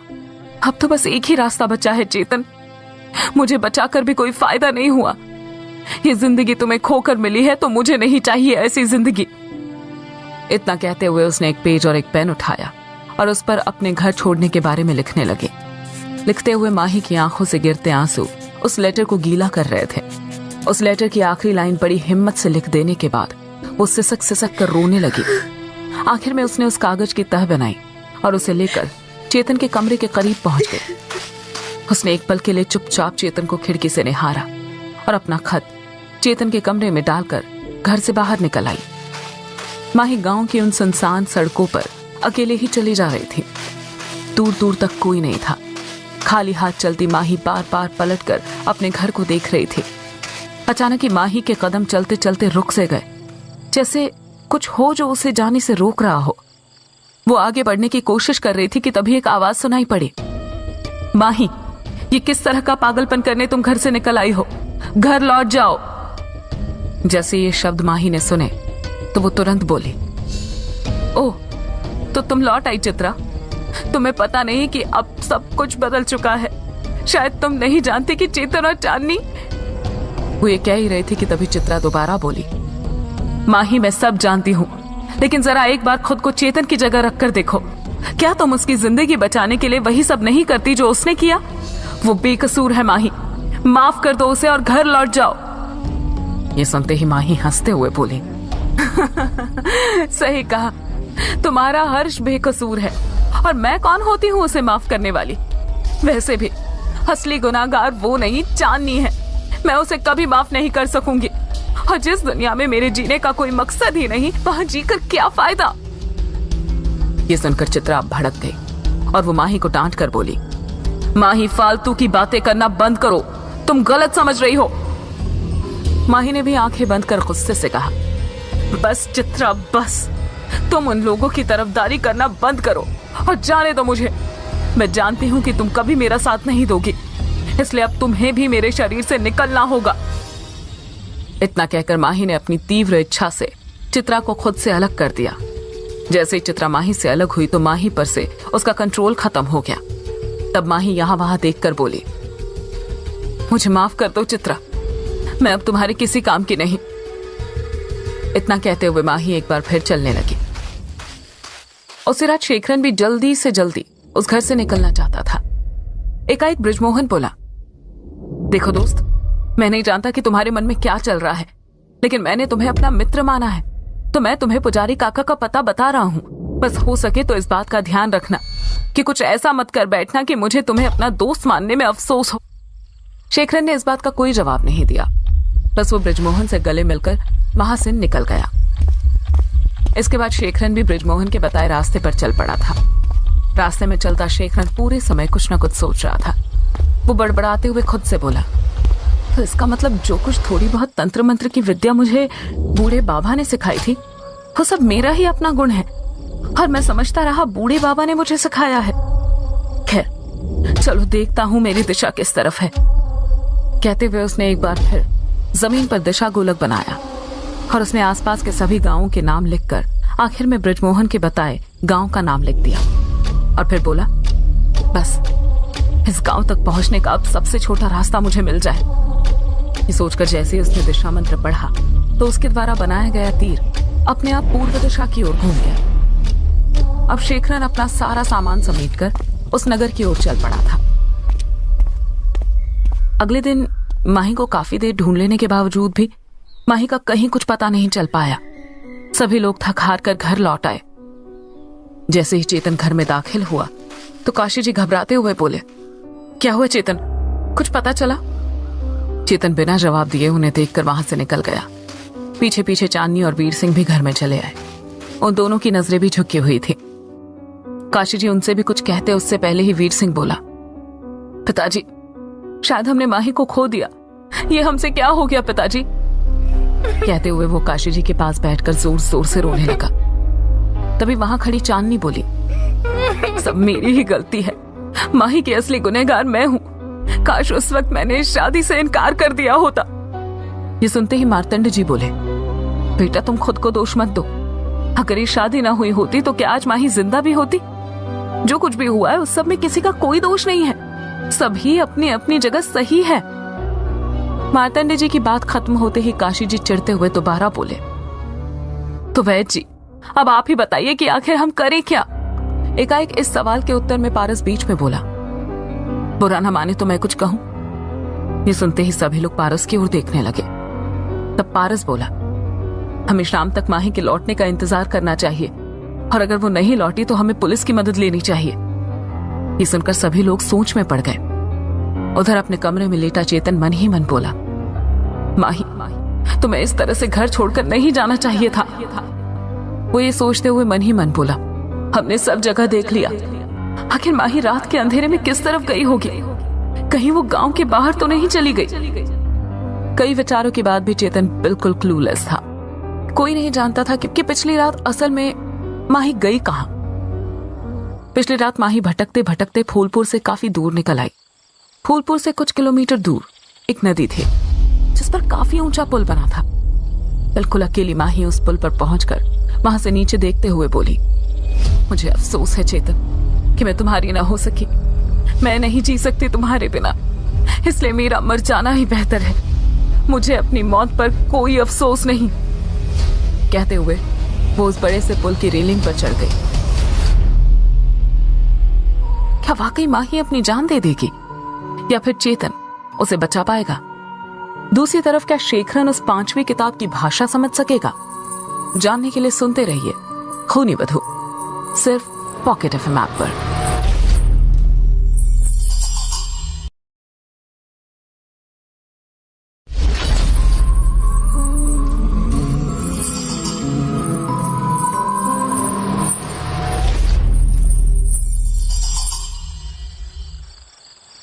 माही उस बड़े से पुल की रेलिंग पर खड़ी हुई थी। उसकी आंख में आंसू थे। अपने एक हाथ से अपने आंसुओं को पोंछते हुए वो अपने आप से बोली, मैं जानती हूं कि जान देना कायरों का काम है, लेकिन अब जब जिंदगी में कुछ रहा ही नहीं तो जी कर भी क्या फायदा। वीर भैया, मुझे तो बस आपके लिए बुरा लग रहा है। मेरे अलावा आपका इस दुनिया में कोई नहीं है। मुझे उम्मीद है कि आप गोमती से शादी करके अपनी जिंदगी में आगे बढ़ जाएंगे। इतना कहकर उसने वहां से कूदने का पूरा मन बना लिया था। वो कूदने ही वाली थी कि तभी किसी ने उसे पकड़ा और झटका देकर नीचे फेंक दिया। इस तरह उसने माही को नीचे नदी में कूदने से रोक लिया था। वो उठी और जिसने उसे बचाया था उसे घूर कर देखने लगी। तभी सामने खड़ा वो आदमी बोला, ये लड़की पागल हो गई हो क्या, जो अपनी जान देने की कोशिश कर रही हो? तब माही उस आदमी पर बिगड़ते हुए बोली, ये मेरी जिंदगी है, मैं मरूं या जीऊं उससे तुम्हें क्या मतलब? आखिर तुम होते कौन हो मेरे निजी फैसले में रोक टोक करने वाले? चुपचाप अपने रास्ते चले जाओ और मुझे अपने हाल पर छोड़ दो। ये सुनकर वो आदमी भी गुस्से से बोला, हाँ, ताकि तुम एक बार फिर से मरने की कोशिश करो। नहीं, मैं अपनी आंखों के सामने तो तुम्हें मरने नहीं दे सकता। तब माही उसको झड़कते हुए बोली, हट जाओ मेरे रास्ते से, बस इसी तरह से मेरी तकलीफों का अंत हो सकता है। कहते हुए वो दोबारा उस पुल से कूदने की कोशिश करने लगी। काफी देर की मशक्कत के बाद उस आदमी से रहा नहीं गया और झूमा झटकी में उस आदमी के चेहरे पर बंधा कपड़ा भी खुल गया। वो आदमी कोई और नहीं बल्कि राजशेखरन ही था। शेखरन ने एक जोरदार थप्पड़ माही के गाल पर जड़ दिया। तब माही रुक गई और जोर से रोने लगी। शेखरन से उसे रोता देखा नहीं गया और वो आगे आकर बोला, मुझे माफ करना, लेकिन तुम्हें होश में लाने का बस एक यही तरीका मुझे नजर आ रहा था। अगर तुम चाहो तो मुझे अपनी परेशानी बता सकती हो, शायद कोई हल निकल आए। इस बात के उत्तर में माही ने रोते हुए कहा, मेरे मर्ज की कोई दवा नहीं है, इसलिए मेरे लिए मर जाना ही ठीक था, पर तुमने मुझे बचाकर मेरे दर्द को और ज्यादा बढ़ा दिया है। ये सुनकर शेखरन अपनी आवाज में थोड़ी उदासी चढ़ाते हुए बोला, दर्द दर्द की बात करती हो? क्या तुमने अपने पिता को अपनी आंखों के सामने मरते हुए देखा है और बिना ये जाने कि वही तुम्हारे पिता है? क्या तुमने अपनी माँ के बारे में जाना है, जिन्हें लोगों की भीड़ ने जिंदा चलाकर मार डाला हो? और बताओ, क्या तुम कभी सालों अनाथों की तरह यहां वहां भटकी हो? तभी माँ ही बोली, आखिर तुम हो कौन और इतनी रात को कहां जा रहे हो? तब शेखरन अपना सामान समेटते हुए बोला, मेरा नाम राजशेखरन देव है, और तुम्हारा नाम? तब माही ने थोड़ा आगे आकर कहा, मैं माही सिंह। कहते हुए माही वापस जाने के लिए मुड़ गई। तभी शेखरन बोला, क्या यार, मैंने तुम्हारी जान बचाई है, कम से कम एक थैंक यू तो बोल ही सकती थी, या अपनी कहानी ही सुना दो। माही एक पल के लिए शेखरन की ओर देखकर बोली, काश मुझे अपनी मौत से बचने की खुशी होती तो मैं जरूर तुम्हें थैंक यू बोलती। और बात रही कहानी की, तो हाँ, वो मैं तुम्हें बता सकती हूँ। तुम अजनबी हो, क्या पता मेरा मन हल्का हो जाए। ये सोचकर वो पुल की रेलिंग से टिक कर बैठ गई। शेखरन भी उसके करीब आकर बैठ गया और वो दोनों बातें करने लगे। दूसरी तरफ उसी रात की बात है, जब चित्रा ने माही के दिल का हाल जाना तो उसे भी ये पता चल गया कि वो क्या करने की कोशिश करेगी, और ये सारी जानकारी उसने माही के शरीर से निकलने से पहले पता लगा लिया था। वो तुरंत वीर सिंह के घर की ओर तेजी से जाते हुए बोली, माही कुछ गलत कर बैठे, इससे पहले मुझे खबर पहुंचानी है। ये सोचते हुए वो वीर सिंह के घर के अंदर पहुंच गई, लेकिन सभी के सभी लोग सोए हुए थे। इसी कारण वो किसी को कुछ नहीं बता पाई। वो इसी बारे में सोचते हुए घर के बाहर टहल ही रही थी कि तभी उसे एक आवाज सुनाई पड़ी, कैसी हो चित्रलेखा? जैसे ही चित्रा ने वो आवाज सुनी तो वो तुरंत पीछे मुड़कर बोली, तुम खूनी वधू यहां क्या कर रही हो, और मुझे सुन कैसे सकती हो तुम? तब खूनी वधू जोर से हंसते हुए बोली, तो तुझे क्या लगा, शरीर छूट जाएगा तो मैं तुझे सुन और देख नहीं सकूंगी?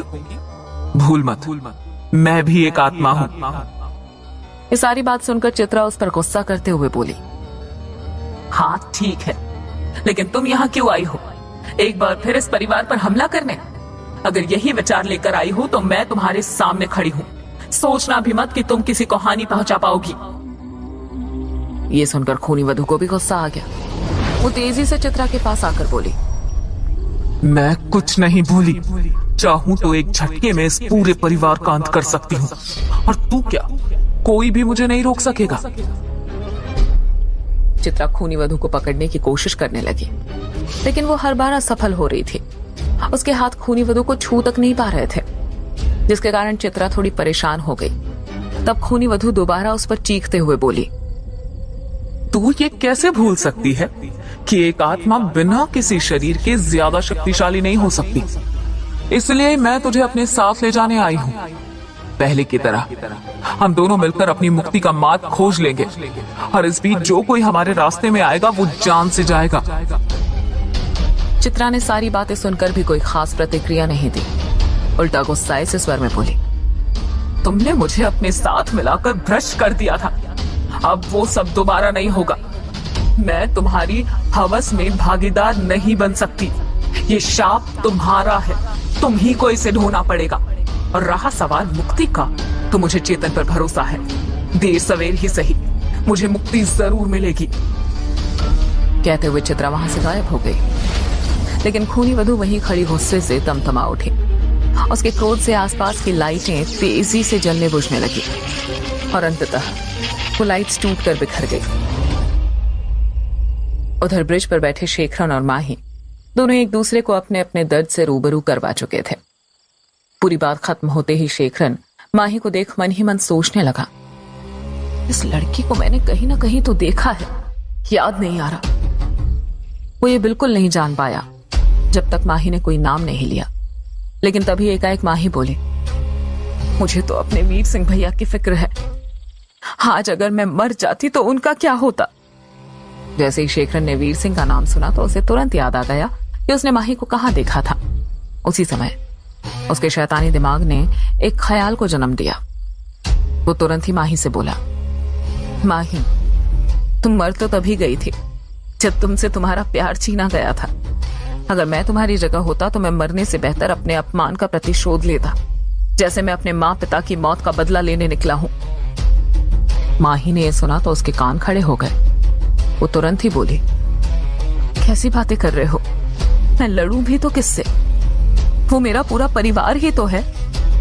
ये सुनते शेखरन दोबारा उसके दिमाग को ट्रिगर करते हुए बोला, तो बताओ, जब तुमसे तुम्हारा प्यार छीनकर किसी और की झोली में डाला गया तो कौन आगे आया था? ये सुनकर एक पल के लिए माही के विचार डगमगा गए, और फिर इस तरह शेखरन काफी देर उसके दिमाग से और उसकी यादों से खेलकर माही को अपने परिवार के खिलाफ करता रहा, और आखिर में बोला, मैं अपने पिता की मौत का बदला लेने निकला हूं। चाहो तो तुम मेरे साथ आ सकती हो। हमें अपना काम करने के लिए कुछ तैयारियां करनी होगी, उसके बाद ही हम कुछ कर सकते हैं। माही ये सारी बातें सुनकर भी शांत ही खड़ी रही। तब शेखरन वहां से जाते हुए बोला, तो ठीक है, जैसे तुम्हारी मर्जी। कहते हुए उसने 2 कदम आगे बढ़ाए ही थे कि तभी माही बोली, ठहरो। ये सुनते ही शेखरन के चेहरे पर शातिर मुस्कुराहट आ गई, और फिर वो दोनों वहां से निकल गए। उस रात के बाद अगले दिन चांदनी, चेतन और वीर सिंह तीनों उसे ढूंढ पाने में असमर्थ रहे थे, और घर लौटकर अफसोस में डूबे हुए थे। चेतन भी कमरे में ही लेटा था कि चांदनी भी उसके कमरे में चली आई, और वो दोनों बातें करने लगे। अभी उन्होंने बातें शुरू भी नहीं की थी कि तभी कमरे में रखे कुछ सामान जोर जोर से गिरने लगे। अचानक चांदनी घबरा गई और घबराते हुए बोली, चेतन, ये क्या था? अभी ये सामान अचानक कैसे गिर सकता है? इतना कहना हुआ ही था कि कमरे की खिड़की जोर जोर से खड़खड़ाने लगी। चांदनी बुरी तरह डर गई और घबराते हुए चेतन के गले आ लगी।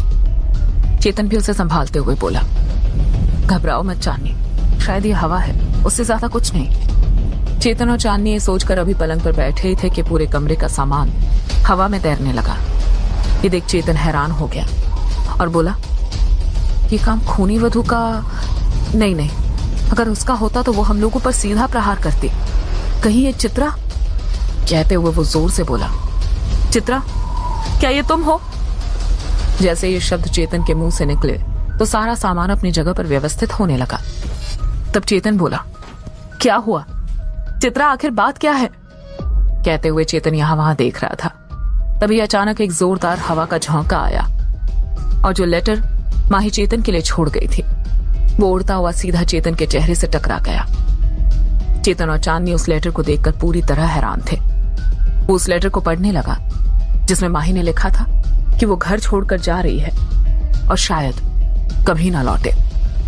चेतन ऊपरी कुछ लाइन पढ़कर परेशान हो गया और चांदनी से बोला, चांदनी ये तो माही का लिखा लेटर है। ये कहते हुए जैसे ही वो उसे पढ़कर आखिरी लाइन तक पहुंचा तो वो बुरी तरह चौंक गया। वहां लिखा था, जिस दुनिया से मुझे लाने के लिए तुमने मुझे छोड़ दिया चेतन, अब मैं उससे भी दूर जा रही हूँ और इस बार अगर मेरा शरीर मिले तो उसका अंतिम संस्कार जरूर कर देना। ये पढ़ते ही चेतन के होश उड़ गए। वो घबराते हुए चांदनी को वो लेटर थमाकर नीचे की ओर भागा और हड़बड़ाते हुए वीर सिंह से बोला, वीर सिंह, माही, वो माही का लेटर, जल्दी चलो, हमें उसे ढूंढना है। वो ये कह ही रहा था कि तभी चांदनी भी नीचे चली आई। उसकी हालत भी कुछ चेतन की जैसी ही थी। तभी काशी जी, मार्तंड जी और पारस भी वहां इकट्ठा हो गए। एकाएक काशी जी बोले, बात क्या है, माही का कोई सुराग मिला क्या? तब चांदनी बोली, अंकल ये लेटर अभी अभी चित्रा के सहारे हमें मिला है, इस पर। कहते हुए वो शांत हो गई। तभी वीर सिंह ने वो लेटर चांदनी के हाथ से छीन कर पढ़ा तो उसके भी कदम लड़खड़ा गए। वो चेतन से बोला, चलो चेतन, हमें तुरंत ही निकलना पड़ेगा, माही को ढूंढना है। लेकिन तभी चांदनी बोली, लेकिन हम उसे ढूंढेंगे कहां? यह सवाल एक चिंता का विषय बन गया। सभी लोग एक दूसरे का चेहरा देख रहे थे। तभी अचानक कमरे में जोरदार हवा का झोंका आया और सीधा चांदनी से जा टकराया और चांदनी दीवार से जाकर टकरा गई। जैसे ही चेतन और वीर सिंह चांदनी को उठाने के लिए दौड़े तब कमरे में आवाज सुनाई पड़ी, चिंता ना करो, ये ठीक है। कहते हुए चांदनी अपने आप खड़ी हो गई। उसकी आंखें सफेद बल्ब के समान चमक रही थी, जिसे देखकर सभी लोग जान गए कि ये चित्रा है। एकाएक चित्रा आगे आकर बोली, मैं चांदनी के शरीर में ज्यादा देर तक नहीं रह सकती क्योंकि मैंने उसकी मर्जी के बिना उस पर कब्जा किया है। वक्त कम है, जाओ जाकर माही को गांव के बाहर वाली नदी के पास ढूंढो, उसने मुझे वहीं खुद से अलग किया था। इतना कहकर चित्रा ने चांदनी के शरीर को छोड़ दिया।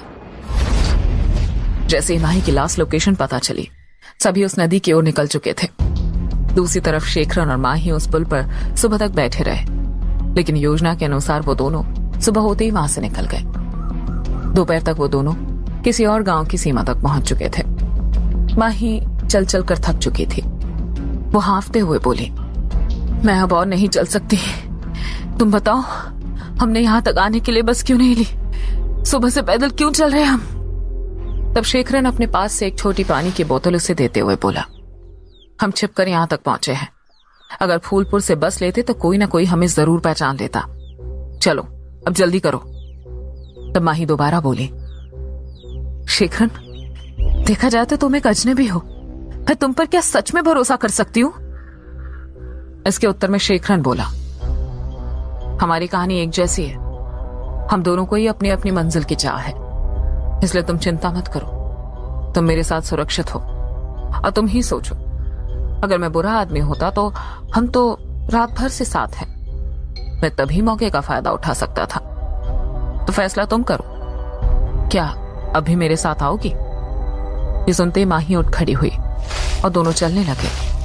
तभी शेखरन कुटिल मुस्कान चेहरे पर बिखेर कर मन ही मन बोला, तुम तो मेरे हुक्म का इक्का हो, मैं तुमसे ही तुम्हारे परिवार का अंत सुनिश्चित करने की योजना बना रहा हूं, तो तुम्हें नुकसान पहुंचाकर मुझे क्या लाभ?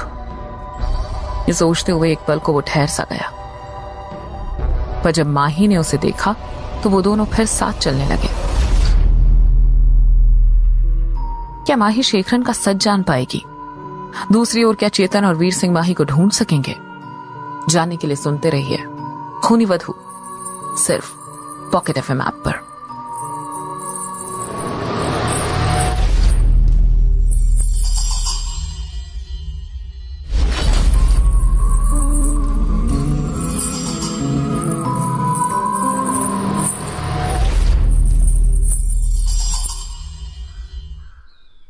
माही शेखरन के सच से पूरी तरह से अनजान थी। लेकिन फिर भी वो उस पर विश्वास करके एक अनजान शख्स के साथ गांव रुद्रपुर चली आई। जैसे ही वो उस कस्बे में दाखिल हुए तो शेखर ने एक पर्ची पर लिखा पता देखा और पास से ही गुजर रहे एक आदमी से बोला, अरे भैया सुनो, ये त्रिलोक सेन जी का घर कहाँ होगा? पान चबा रहे उस आदमी ने पहले शेखरन और माही को ऊपर से लेकर नीचे तक देखा और फिर बोला, कौन त्रिलोक सेन? इस कस्बे में कई त्रिलोक सेन होंगे, तुम्हें कौन से वाले चाहिए? इस बात को सुनकर एक पल के लिए शेखरन सोच में पड़ गया और थोड़ा रुक कर बोला, अरे वो शायद पहले किसी मंदिर के पुजारी हुआ करते थे, वही त्रिलोक जी। उनका नाम सुनते ही वो आदमी थोड़ा चौंका, फिर हैरानी से बोला, उस आदमी से तुमको क्या काम? एक अजनबी आदमी के मुंह से इस तरह का सवाल सुनना शेखरन के लिए थोड़ा अजीब था। शेखरन उस आदमी पर थोड़ा चिढ़ते हुए बोला, अरे काम उनसे है तो तुम्हें क्यों बताएं? पता बता सकते हो तो बात करो, वरना जाने दो। तब वो आदमी भी गुस्साते हुए बोला, हाँ ठीक है, यहाँ से सीधे पुराने मंदिर का पता पूछते हुए निकल जाओ। उसी मंदिर से उस दूरी पर उस पगलैट का मकान है, पता नहीं कैसे कैसे लोगों से मिलता रहता है। कहते हुए वो आदमी बड़बड़ाकर वहां से जाने लगा। माही और शेखरन भी वहां से आगे बढ़ गए। रास्ते पर चलते चलते माही शेखरन से बोली, कौन है ये त्रिलोक जी जिनके पास हम जा रहे हैं? शेखरन माही का सवाल सुनकर बोला, तुम्हें जानकर शायद हैरानी हो सकती है, लेकिन सच कहूं तो मैं खुद उन्हें नहीं जानता। लेकिन हाँ, मैं इतना जरूर बता सकता हूं कि मेरी समस्या का समाधान सिर्फ उन्हीं के पास है। ये सारी बातें सुन माही शांत ही रही। फिर वो त्रिलोक जी का पता पूछते पूछते उनके घर के बाहर तक पहुंच गए। घर का दरवाजा लगा हुआ था। जैसे ही शेखरन ने घर का दरवाजा खटखटाया तो अंदर से आवाज सुनाई पड़ी, जो भी हो लौट जाओ, अब यहाँ किसी तरह का काम नहीं होता। तब शेखरन ने दरवाजे के बाहर से चिल्लाते हुए कहा, पुजारी जी, हमें आपकी मदद की जरूरत है, कृपया दरवाजा खोलिए, हम बहुत दूर से आए हैं। ये सारी बातें सुनकर कुछ पल तक अंदर से कोई आवाज नहीं आई, लेकिन फिर अंदर से एक आवाज सुनाई पड़ी, मैंने एक बार कह दिया ना कि यहाँ अब कोई काम नहीं होता, तो मेरी बात मानकर लौट क्यों नहीं जाते? ये दरवाजा नहीं खुलेगा। माही और शेखरन कुछ पल शांत खड़े रहे। थोड़ी देर में माही बोली, मुझे तो लग रहा है कि यहाँ हमारी कोई मदद नहीं होने वाली, चलो चलते हैं। देखा नहीं था, वो आदमी भी इनका नाम सुनते ही बड़ा अजीब अजीब बर्ताव कर रहा था। तब शेखरन बोला, नहीं माही, मैं इस तरह से वापस लौटने के लिए नहीं आया हूं। इनसे मिलना मेरे लिए बहुत जरूरी है, बस एक आखिरी कोशिश। कहते हुए उसने एक बार फिर आवाज लगाते हुए कहा, त्रिलोक जी, मुझे फूलपुर के पुराने पुजारी जी के बेटे ब्रिजमोहन ने भेजा है। उसे विश्वास है कि आप हमारी मदद जरूर करेंगे। कृपया उसके मान के लिए हमसे बात कर लीजिए। काफी देर हो गई, लेकिन इस बार ना तो कोई आवाज आई और ना ही कोई बाहर आया। अब तक शेखरन भी निराश हो गया था। वो दोनों वापस जाने के लिए मुड़े ही थे कि दरवाजे के खुलने की आवाज सुनाई पड़ी और एक बूढ़े से सफेद बाल और दाढ़ी वाले आदमी बाहर आए और बोले, क्या सच में तुम लोग फूलपुर से आए हो? तब माही और शेखरन ने एक साथ सिर हिला दिया। तब त्रिलोक जी बोले, अंदर आओ, अंदर बैठकर बात करते हैं। दूसरी तरफ चेतन, वीर सिंह, चांदनी और पारस माही को ढूंढने के लिए पुल पर पहुंच चुके थे, लेकिन वहां सभी जगह देख लेने के बाद भी उन्हें कोई नजर नहीं आया। तभी पारस बोला, चेतन, यहाँ कोई नहीं है, मुझे तो लगता है कि माही यहाँ से नदी में। ये सुनते ही पीछे खड़ा वीर सिंह जोर से चिल्लाते हुए बोला, नहीं पारस जी, ऐसा नहीं हो सकता, माही ऐसा कुछ नहीं कर सकती। चेतन के बाद पारस अब वीर सिंह को शांत करने की कोशिश करने लगा। तभी चांदनी ब्रिज के नीचे झांकते हुए बोली, अरे वहां देखो, कुछ लोग नदी में कपड़े धो रहे हैं, चलो वहां चलकर पूछते हैं, शायद किसी ने माही को वहां देखा हो। ये सुनते ही सभी लोग पुल को छोड़कर किनारे पर चले आए और चारों ओर अपने अपने स्तर पर माही की तस्वीर सभी को दिखाते हुए पूछताछ करने लगे, लेकिन किसी ने भी वहां माही को नहीं देखा था। उसी समय चांदनी ने जब वो तस्वीर एक आदमी को दिखाई तो वो कुछ सोच में पड़ गया, शायद उसने माही को देखा था। चांदनी सभी को आवाज लगाते हुए बोली, चेतन, वीर भैया, यहाँ आइए। चांदनी की आवाज सुनते ही सभी लोग दौड़कर वहां पहुंच गए। तब चांदनी उस आदमी को तस्वीर दिखाते हुए बोली, बताइए, आपने देखा था इसे? तब वो आदमी बोला, वैसे तो हम रोज 7 बजे यहाँ आते हैं, लेकिन आज का काम ज्यादा था तो हम अंधेरे अंधेरे ही चले आए। शकल तो ठीक से नहीं देखी, लेकिन ऊपर पुल से किसी लड़की को झांकते देखा था। हमको एक पल के लिए लगा था कि उस लड़की के साथ कोई और भी था। हम तुरंत भागे ऊपर पुल की ओर, लेकिन जैसे ही हम थोड़ा आगे आए तभी नदी में कुछ गिरने की आवाज सुनाई पड़ी। तो फिर हम पुल पर जाने के बजाय वापस नीचे चले आए तो पाया वहां एक दुपट्टा तैर रहा था। बाद में एक दुपट्टा हमें मिला। कहते हुए उस आदमी ने वो दुपट्टा उन चारों के सामने कर दिया। जैसे ही चेतन और वीर सिंह ने उस दुपट्टे को देखा, उन दोनों के पैरों तले जमीन खिसक गई। वो दोनों माही का नाम लेते हुए रोने लगे। इसके बाद चांदी ने भी रोना शुरू कर दिया। लोग बुलाए गए और माही को ढूंढना शुरू किया गया, लेकिन वहां कोई नहीं मिला। शाम तक पुलिस उस आदमी के बयान पर माही को नदी में ढूंढवाती रही, लेकिन कोई न मिला। अंततः पुलिस भी थक हार कर लौट गई और बाकी लोग भी घर की ओर चल पड़े। इस सब में चेतन बिल्कुल शांत था। उसके बाद वो एक शब्द भी ना बोला, क्योंकि वो मान चुका था कि उसके एक फैसले से आज माही की मौत हो गई। वो मन ही मन बोला, मैं कभी अपने आप को माफ नहीं कर पाऊंगा।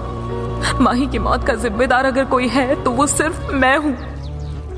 कहते हुए उसकी आंखों से आंसू बहे जा रहे थे। दूसरी तरफ त्रिलोक जी के घर में बैठते ही वो शेखरन से बोले, तो बोलो लड़के, ऐसा क्या काम पड़ गया जो मोहन ने तुम्हें मेरे पास भेज दिया? तब शेखरन ने अपने बैग से अजन्नाथ की किताबों में से किताब नंबर 5 को निकाला और पुजारी त्रिलोक की ओर बढ़ाते हुए बोला, दरअसल मुझे इस किताब में लिखी भाषा जाननी है और इस किताब की संपूर्ण विषय वस्तु का अध्ययन करना है, लेकिन मैं समझ नहीं पा रहा था कि आखिर इसमें लिखा क्या है। प्लीज आप देखकर बताइए। त्रिलोक जी ने अपना चश्मा पहनते हुए वो किताब अपने हाथ में ली और जैसे उस किताब का पहला पन्ना उन्होंने खोला तो घबराते हुए उस किताब को छोड़ दिया और किताब उनके हाथ से नीचे गिर गई। उनके चेहरे पर एक तरह का डर सा था। शेखरन और माही उनके इस तरह के रिएक्शन पर एक दूसरे को देखने लगे। तभी शेखरन बोला, क्या हुआ पुजारी जी, आपने किताब को गिरा क्यों दिया?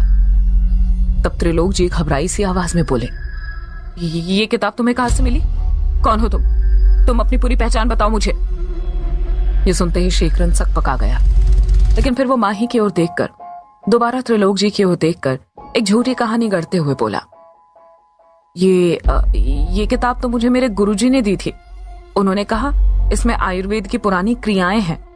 मुझे इस किताब का गहन अध्ययन करने को कहा गया है, इसलिए तो मैं यहाँ आया हूँ। शेखरन की बात सुनकर त्रिलोक जी हैरानी से बोले, आयुर्वेद? लेकिन इस पर बना ये निशान, ये तो तांत्रिक क्रियाओं का निशान है। ये कहते हुए वो शेखरन की ओर देखने लगे। तब शेखरन बोला, पुजारी जी, क्या मतलब है इस निशान का? और इस किताब में आयुर्वेद है या तंत्र मंत्र, ये तो इसे पढ़कर ही पता चलेगा ना। आप बस इसकी भाषा मुझे समझा दीजिए। इस बात के जवाब में त्रिलोक जी अपने स्थान से खड़े होते हुए बोले, मैं नहीं जानता कि इसे किस प्रकार पढ़ा जाता है, लेकिन उन्हें जानता हूं जो इसे पढ़ सकते हैं, क्योंकि यह निशान उन्हीं लोगों का है। ये सुन शेखरन हैरानी से बोला, कौन है वो, बताइए मुझे। तब शेखरन से त्रिलोक जी बोले, यहाँ से कुछ मील दूर एक घना जंगल है। उस जंगल के रास्ते जब आगे बढ़ते हैं तो जंगल में गुफाओं में लीन कुछ तांत्रिक मिलते हैं। ये निशान उन लोगों का ही है, लेकिन याद रहे वो खतरनाक है। उनके इलाके में कोई नहीं जाता। वो लोग भी कभी भीड़ भाड़ में नहीं आते। अगर गए तो खतरा हो सकता है। खतरा मतलब जान का खतरा। ये सुनकर माही तुरंत उठ खड़ी हुई और घर से बाहर चली गई। शेखरन को ये बात थोड़ी अजीब लगी। वो भी जब उसके पीछे गया तो माही शेखरन से बोली, आखिर ये चल क्या रहा है? ये निशान, ये किताब, तंत्र मंत्र, कौन हो तुम? माही के सवाल को सुन शेखरन एक पल के लिए शांत रहा और फिर बोला, ठीक है, मैं तुम्हें बताता हूं। उस किताब में वाकई तंत्र मंत्र की विद्याएं हैं और वो मेरे पिता की है। एक बार मुझे वो पढ़ना आ जाएगा तो मैं भी वो विद्याएं सीख जाऊंगा। और प्लीज अभी ज्यादा सवाल मत पूछो, अभी तो मिले हैं, धीरे धीरे मैं तुम्हें सब बता दूंगा। ये सुन माही भी सहमत हो गई और वो दोनों वापस घर में आ गए। तब दोबारा त्रिलोक जी बोले, मुझे तो नहीं लगता कि तुम केवल आयुर्वेद के लिए इतना बड़ा खतरा मोल उठाओगे। बात जरूर कुछ और है। शेखरन ये सुनकर एक पल शांत रहा और फिर मुस्कुराते हुए बोला, शायद आपने मुझे पकड़ लिया, लेकिन मैं इतना कहूंगा कि यह मामला मेरे परिवार से जुड़ा है। आपका बहुत धन्यवाद, लेकिन एक और उपकार कीजिए। जब तक मैं ना लौट आऊं तब तक आप माही को अपने पास रहने दीजिए। ये सुनते ही माही उसे हैरानी से देखने लगी। उन दोनों में कुछ बहस भी हुई, लेकिन शेखरन ने उसे रुद्रपुर में ही रहने के लिए मना लिया और वो स्वयं उस किताब के ज्ञान को पाने के लिए जंगल की ओर जाने को तैयार हो गया। दूसरी तरफ चेतन और बाकी लोग माही की मृत्यु की जानकारी पाकर बुरी तरह टूट चुके थे। घर की ओर निकलते हुए उन्हें शाम हो गई। रास्ते पर चल रहे पारस, वीर सिंह, चेतन और चांदनी, सभी लोग बिल्कुल चुप थे। कुछ दूर चलकर वो लोग बिल्कुल सुनसान से रास्ते पर पहुंच गए, लेकिन गांव अब भी काफी दूरी पर था। देखते ही देखते रात होने लगी और पूर्णिमा का पूरा चांद अपनी रोशनी बिखेरने लगा। तभी एकाएक पारस बोला, रुके, मुझे रास्ता कुछ ठीक नहीं लग रहा, हमें दूसरा रास्ता लेना चाहिए। लेकिन चेतन उसकी बात सुने बगैर ही आगे बढ़ा चला जा रहा था। एकाएक चांदनी उसे रोकते हुए बोली, चेतन रुक जाओ प्लीज। लेकिन चेतन अपनी धुन में बस चला जा रहा था। तब सभी ने मिलकर उसे रोक लिया और दूसरे रास्ते पर जाने के लिए मुड़ गए। वो कुछ कदम चले ही थे कि अचानक माहौल में सर्दी बढ़ने लगी और चांद की रोशनी में चारों ओर धुंध सी नजर आने लगी। माही की मौत की खबर से चेतन सबसे ज्यादा हताहत हुआ था, लेकिन अब भी 3 लोग अपने होश में थे। अचानक ही वीर सिंह खुद को संभालते हुए बोला, रात रानी की गंध, मतलब पारस जी, यहाँ खूनी वधू आने वाली है, जल्दी कीजिए, हमें उसी रास्ते पर जाना होगा। कहते हुए उसने चेतन को पकड़ा और वापस पुराने रास्ते पर बढ़ने लगे। लेकिन अचानक उन सभी के कदम रुक से गए, क्योंकि धुंध के धुएं में उन सभी के सामने खूनी वधू रास्ता रोक के खड़ी थी। वो तेजी से उड़ते हुए उन सभी के करीब आई। चेतन को गर्दन से पकड़कर हवा में उठाते हुए जोर से हंसते हुए डरावनी आवाज में बोली, भागते कहाँ हो? आज तुम सबकी मौत निश्चित है, लेकिन मैं शुरुआत करूंगी इस दगाबाज से। कहते हुए उसने चेतन के गले पर अपनी पकड़ बढ़ा ली। चेतन का दम घुटने लगा। वो हिलडुल रहा था, लेकिन उसे देखकर यह नहीं लग रहा था कि वो खूनी वधू की पकड़ से छूटना चाहता था। एकाएक चांदनी चिल्लाते हुए बोली, वीर भैया प्लीज कुछ तो करो, वरना वो चेतन को मार देगी। तभी अचानक पारस जोर से चिल्लाया, पीछे हट जाओ तुम लोग। जैसे ही वीर सिंह और माही ने यह सुना तो वो दोनों अपनी जगह से हट गए और तभी पारस आगे आया और अपनी मुट्ठी में बंद कुछ सामग्री मंत्र पढ़ते हुए खूनी वधू की ओर दे मारा। खूनी वधू ने चीखते हुए चेतन को जोर से जमीन पर पटक दिया और चेतन जमीन पर गिरकर बेहोश हो गया। तभी खूनी वधू दोबारा चिल्लाकर बोली, अब तू कौन है? दूर हट जा वरना मारा जाएगा। ये सुनकर पारस हंसते हुए बोला, चिंता मत कर, मैं जो तेरे साथ करूंगा उससे तुझे मेरा नाम हमेशा याद रहेगा। मेरा नाम है पारस। कहते हुए उसने दोबारा अपनी जेब से फिर वही सामग्री निकाली और मंत्र उच्चारण करके खूनी वधू की ओर दे मारा, जिसके प्रभाव से वो दूर हट गई। इसके बाद पारस वही छोटी सी शीशी अपनी जेब से निकालते हुए तेजी से खूनी वधू की ओर बढ़कर बोला, चल आज तो तेरा किस्सा ही खत्म कर देता हूं। जरा एक बार आसमान की ओर देख, शायद तो भूल गई कि आज की रात पूर्णिमा की रात है। देख इस छोटी सी शीशी को, आज से यही तेरा घर है। कहते हुए पारस जोर जोर से मंत्र पढ़ने लगा, जिसके प्रभाव से खूनी वधू जोर जोर से चीखते हुए पारस की ओर खींची जाने लगी। क्या वाकई पारस उसे उस शीशी में कैद करने में कामयाब हो सकेगा? और क्या शेखरन को किताब की भाषा समझने में कामयाबी मिलेगी? जानने के लिए सुनते रहिए खूनी वधू, सिर्फ पॉकेट एफएम ऐप पर।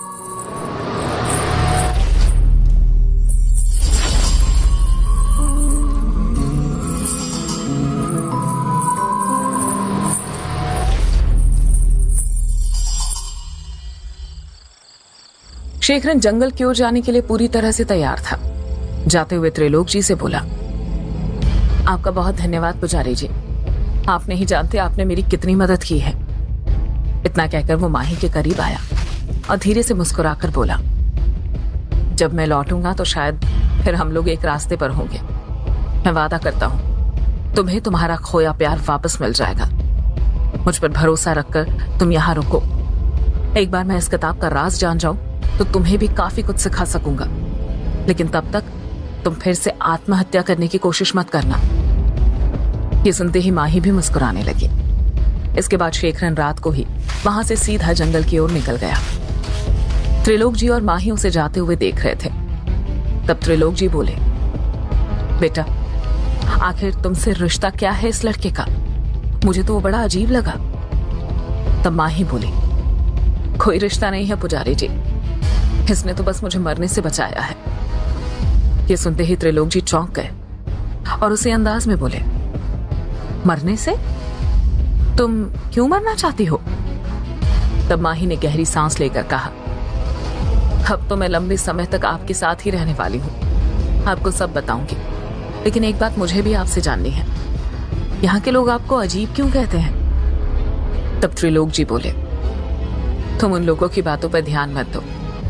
असल में मैं थोड़ा लालची हो गया था, अपनी गरीबी मिटाने के लिए काले जादू को सीखने की कोशिश करने लगा था, लेकिन जब मेरी पत्नी और बेटे का देहांत हुआ तो मैंने वो सब छोड़ दिया।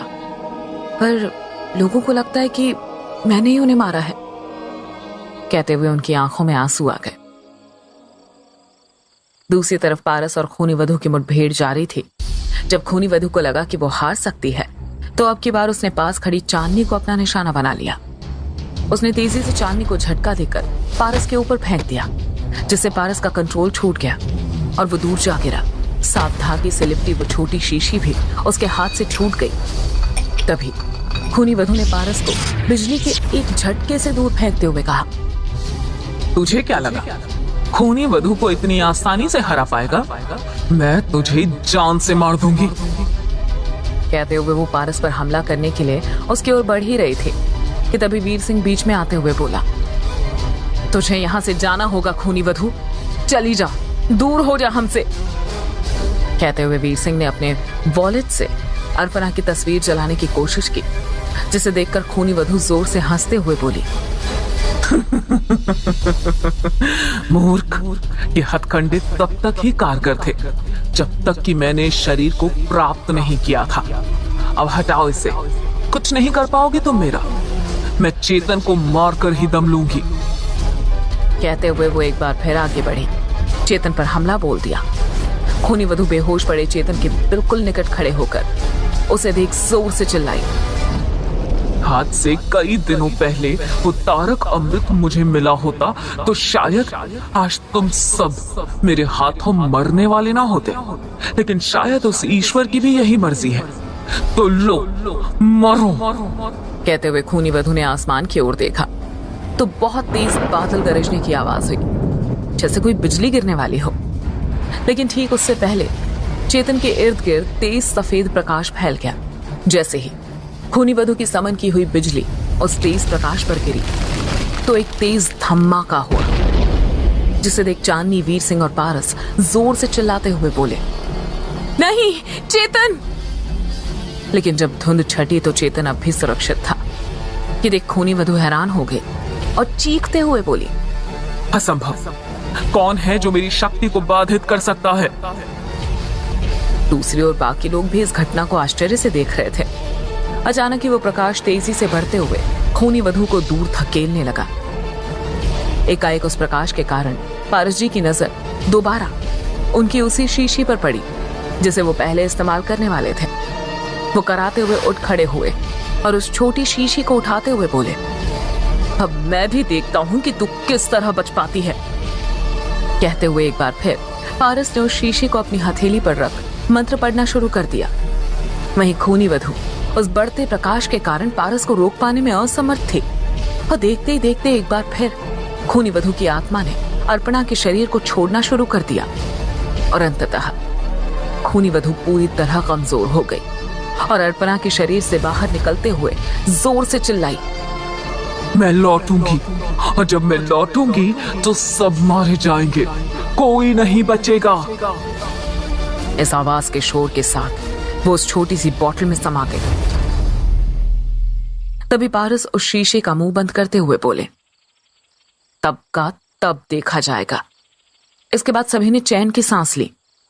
चांदनी भी उठ खड़ी हुई और सीधा चेतन के पास पहुंच गई और उसे गोद में लिटाकर उठाते हुए बोली, चेतन, चेतन उठो, उठो चेतन। कहते हुए चांदनी काफी देर तक उसे उठाने की कोशिश करती रही, साथ ही साथ वो रोए भी जा रही थी।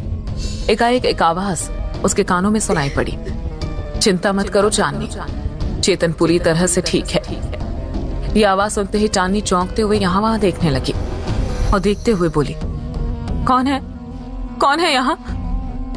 जैसे चांदनी ने कहा, वीर सिंह और पारस भी उसी ओर देखने लगे। तभी चांदनी वीर सिंह से बोले, भैया क्या आपने वो आवाज सुनी? तब वो आवाज दोबारा चांदनी के कानों में सुनाई पड़ी, नहीं चांदनी, मुझे सिर्फ तुम सुन सकती हो। मैं कालदूत हूं, मैंने ही चेतन को बचाया है, लेकिन शायद अब मैं कभी उससे मिल ना सकूं। खूनी वधू से लड़ना और मर जाना ये उसकी नियति थी, लेकिन मैंने उसे बचाकर स्वयं ही काल चक्र तोड़ दिया है। शायद इसका दंड मुझे भुगतना पड़े, पर उससे कहना कि वो चिंता ना करे। अगर ईश्वर काल भैरव चाहेंगे तो मैं दोबारा लौटूंगा। तब तक तुम लोगों को उसका ख्याल रखना होगा। एक बड़ा खतरा तुम लोगों की ओर कभी भी आ सकता है। इसकी तैयारी के लिए चेतन का ठीक होना जरूरी है। अब मुझे जाना होगा। इतना कहकर कालदूत की आवाज शांत हो गई। इस घटनास्थल से कोसों दूर चांद की चांदनी के सहारे शेखरन जंगल की ओर बढ़ रहा था। जैसे वो जंगल में दाखिल हुआ तो मन ही मन बोला, ये जंगल तो बड़ा ही भयावह है, कहीं कोई जंगली जानवर मुझ पर हमला ना कर दे। लेकिन फिर वो 2 कदम बढ़ाकर गहरी सांस लेते हुए बोला, डर मत शेखरन, एक बार तू अपने मकसद में कामयाब हो गया तो तेरा डर पूरी तरह से खत्म हो जाएगा। ये कहते हुए शेखरन जंगल के बीचों बीच एक पतली पगडंडी पर चलते जा रहा था। काफी देर उस रास्ते पर चलने के बाद वो जंगल के एक हिस्से में पहुंच गया, जहां से आगे 4 रास्ते जाते थे। घने जंगल के बीचों बीच पेड़ों से छनकर आती चांद की रोशनी में खड़ा शेखरन मन ही मन बोला, अरे अब क्या करूं? यहां से आगे अगर गलत रास्ता चुन लिया तो सारी मेहनत बेकार हो जाएगी। कुछ देर सोचकर वो अचानक मुस्कुराते हुए तेजी से अपने बैग में कुछ ढूंढने लगा और एक लकड़ी की मदद से उस चौराहे पर दिशा गोलक बनाते हुए बोला, हिस्से मैं कैसे भूल सकता हूं?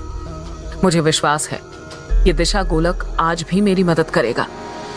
कहते हुए दिशा गोलक पर चारों रास्तों को अंकित कर दिया गया, लेकिन सही दिशा पाने के लिए उसे उन तांत्रिक लोगों की किसी निशानी की आवश्यकता थी। तब एक बार फिर वो परेशान होकर खुद से बोला, ये तो गड़बड़ हो गई, अब मैं वो निशानी कहां से लाऊं? ये सोचते हुए वो काफी देर उस जगह पर टहलता रहा। तभी अचानक उसे किताब पर बना निशान याद आ गया। वो तुरंत उस निशान को निकालते हुए बोला, ये निशान मेरे काम आ सकता है। पुजारी जी ने कहा था कि ये निशान उन्हीं लोगों का है। कहते हुए उसने तुरंत सभी रास्तों पर उस निशान को बनाया और लकड़ी का बना एक नव निर्मित तीर गोलक पर रख दिया। तीर ने तुरंत ही रास्ता बता दिया। शेखरन जल्दी से सामान समेटकर उस रास्ते पर चलने लगा। उसके रास्ते से जंगल में पुनः दाखिल होते ही झाड़ियों में कुछ हलचल हुई। शेखरन झट से पीछे मुड़ा, लेकिन वहां कोई नहीं था। कुछ दूर चलते हुए शेखरन एक जगह रुका और अपने बैग से बोतल निकालकर पानी पीने लगा।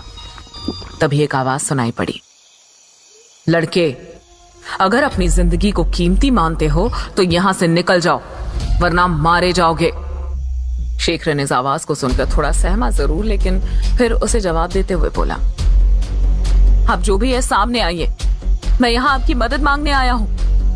तभी वो आवाज फिर से सुनाई पड़ी, मैंने कहा लौट जाओ वरना मरोगे। ये सुनकर भी शेखरन ने बैग उठाया और उसी रास्ते पर बिना कुछ कहे आगे बढ़ने लगा। तभी एक बार फिर झाड़ियों में हलचल हुई। अब की बार यह हलचल कुछ ज्यादा थी। शेखरन अपने चारों ओर देखकर जोर से चिल्लाया, कौन है? जो भी है सामने आओ। कहते हुए वो पीछे मुड़ गया, लेकिन वहां कोई नहीं था। पर जब वो दोबारा सामने मुड़ा तभी किसी ने उसके सिर पर जोरदार वार किया और शेखरन बेहोश हो गया। शेखरन के जंगल में जाने के बाद और माही के गायब होने के बाद इन दोनों घटनाओं को पूरे 2 साल बीत गए। इन 2 सालों में बहुत कुछ बदल चुका था। जिस रात खूनी वधू अर्पणा के शरीर से अलग हुई थी, तब वीर सिंह ने अर्पणा के शरीर का अंतिम संस्कार करवाया। चेतन भी जल्दी होश में आ चुका था। घटना के कुछ दिनों बाद मार्तंडे जी और पारस भी सुमेरपुर लौट गए। पूरे 1 साल और 6 महीने माही की तलाश जारी रही, क्योंकि माही की लाश कभी मिली ही नहीं थी। लेकिन धीरे धीरे सभी के जख्म भरने लगे, सिवाय चेतन के। वो आज भी इसी विश्वास में था कि एक न एक दिन माही लौट आएगी। अपने मन को बहलाने के लिए उसने एक न्यूज एजेंसी ज्वाइन कर ली थी, जिसमें उसका काम अपने एरिया की न्यूज कलेक्ट करना था। हाल ही में वीर सिंह और गोमती की भी शादी हो गई। कुल मिलाकर अब सब अपना सामान्य जीवन जीने लगे थे। इस बात से अनजान की नया खतरा उनके दरवाजे पर खड़ा था। एक दिन चांदनी और गोमती दोनों घर का सामान लेने बाजार में निकल रहे थे।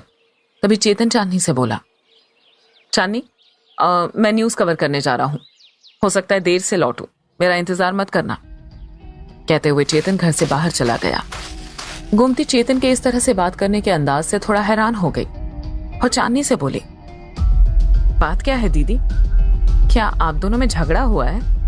भैया कुछ नाराज नजर आ रहे हैं। तब चांदनी बोली, नहीं भाभी, ऐसा कुछ नहीं है। अब तो चेतन के ऐसे बर्ताव की मुझे आदत हो गई है। वो गुस्सा नहीं है, नॉर्मल भी ऐसे ही रहता है। बात करते करते वो दोनों भी घर से बाहर चली आई। तब गोमती दोबारा बोली, लेकिन क्यों? क्या अब भी वही पुरानी बातें? कहते कहते वो अचानक रुक गई। तब चांदनी बोली,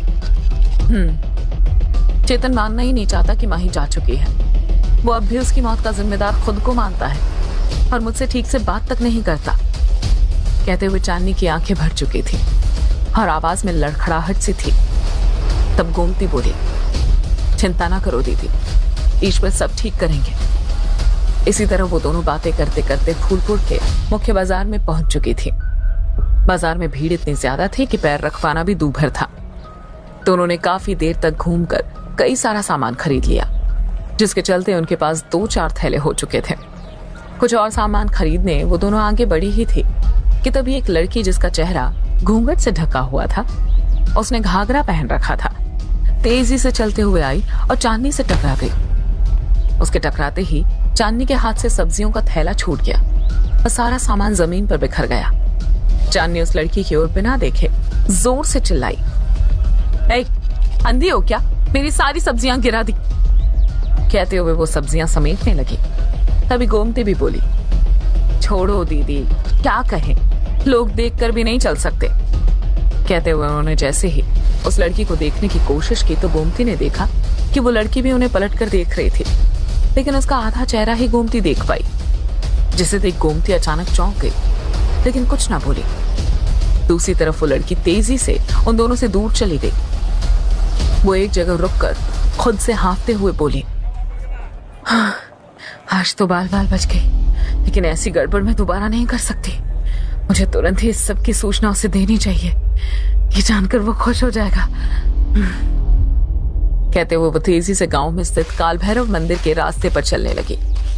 जैसे ही वो काल भैरव मंदिर के करीब पहुंची तो मंदिर को देख एक पल के लिए उसके कदम रुक गए और वो अपना चेहरा घूंघट में छिपाए मंदिर को देखने लगी।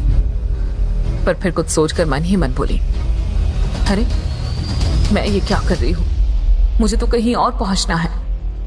कहते हुए वो तुरंत मंदिर के पीछे वाले रास्ते पर मुड़ गई और सीधे वर्षों से बंद पड़ी नगर स्त्री की हवेली के दरवाजे की ओर जा खड़ी हुई।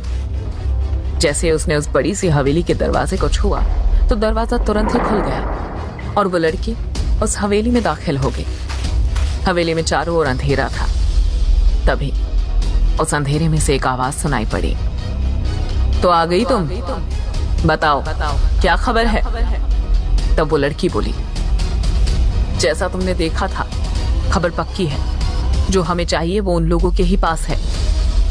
ये सुनते ही वो आवाज एक हंसी में बदल गई। आखिर कौन है ये लड़की और किस चीज की खबर लेकर हवेली में आई थी? और पिछले 2 सालों में शेखरन और माही का क्या हुआ, जानने के लिए सुनते रहिए खूनी वधू, सिर्फ पॉकेट एफएम ऐप पर।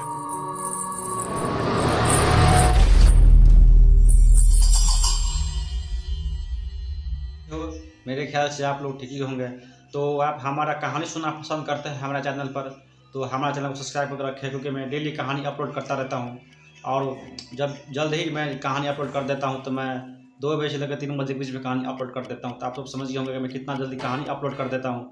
तो हमारे चैनल को सब्सक्राइब करके रखें और हमारा ही चैनल पर आके कहानी सुने। आकर जब भी कहानी आप सुने तो हमारे चैनल को सब्सक्राइब करना है, आप नए हैं तो, और कहानी को भाई लाइक कर देना है। भाई जब आप आए हैं हमारे चैनल पर, हमारी कहानी सुन रहे हैं, तो आप कहानी को लाइक कर देना है। तो देख पाते हैं इस गेम के अंदर मैं कहाँ तक सर्वाइव कर पाता हूँ। तो चलो भाई गेम के अंदर भी थोड़ा बहुत देख लेते हैं, बहुत इंटरनेट वेट कर लेते हैं। तो फिलहाल तो मैं पूरा स्पीड में जा रहा हूँ, देख पाते क्या हो पाता है। फिलहाल तो भाई सब ठीक ठाक चल रहा है। तो भाई बार बार मैं बोलना चाहता हूँ कि हमारा चैनल को आप सब्सक्राइब करके रखें। जब भी मैं कहानी अपलोड करूँगा सबसे पहले नोटिफिकेशन आपके पास जाएगा। तो इसलिए हमारे चैनल को सब्सक्राइब करके रखें। हमें बहुत खुशी होती है भाई, कोई सब्सक्राइब करता है, कोई लाइक करता है। तो अब भाई कमेंट करते रहते हैं, कमेंट करना है कि हमारे चैनल पर कहानी आपको कैसा लग रहा है। तो हमें कमेंट करते रहना है, हमको अच्छा लगता है भाई आपको, आप लोग कमेंट करते हैं। तो चलो भाई आज के लिए इतना ही, कल मिलते हैं इस गेम के अंदर और कहानी के अंदर। तो मैं कहानी 2 बजे से लेकर 3 बजे के बीच में कहानी में अपलोड कर देता हूँ भाई, वो भी सुबह के टाइम में। तो आप समझ गए होंगे मैं कितना जल्दी अपलोड कर देता हूँ। तो चलो भाई आज के लिए इतना ही, बहुत बहुत धन्यवाद हमारे कहानी सुनने के लिए।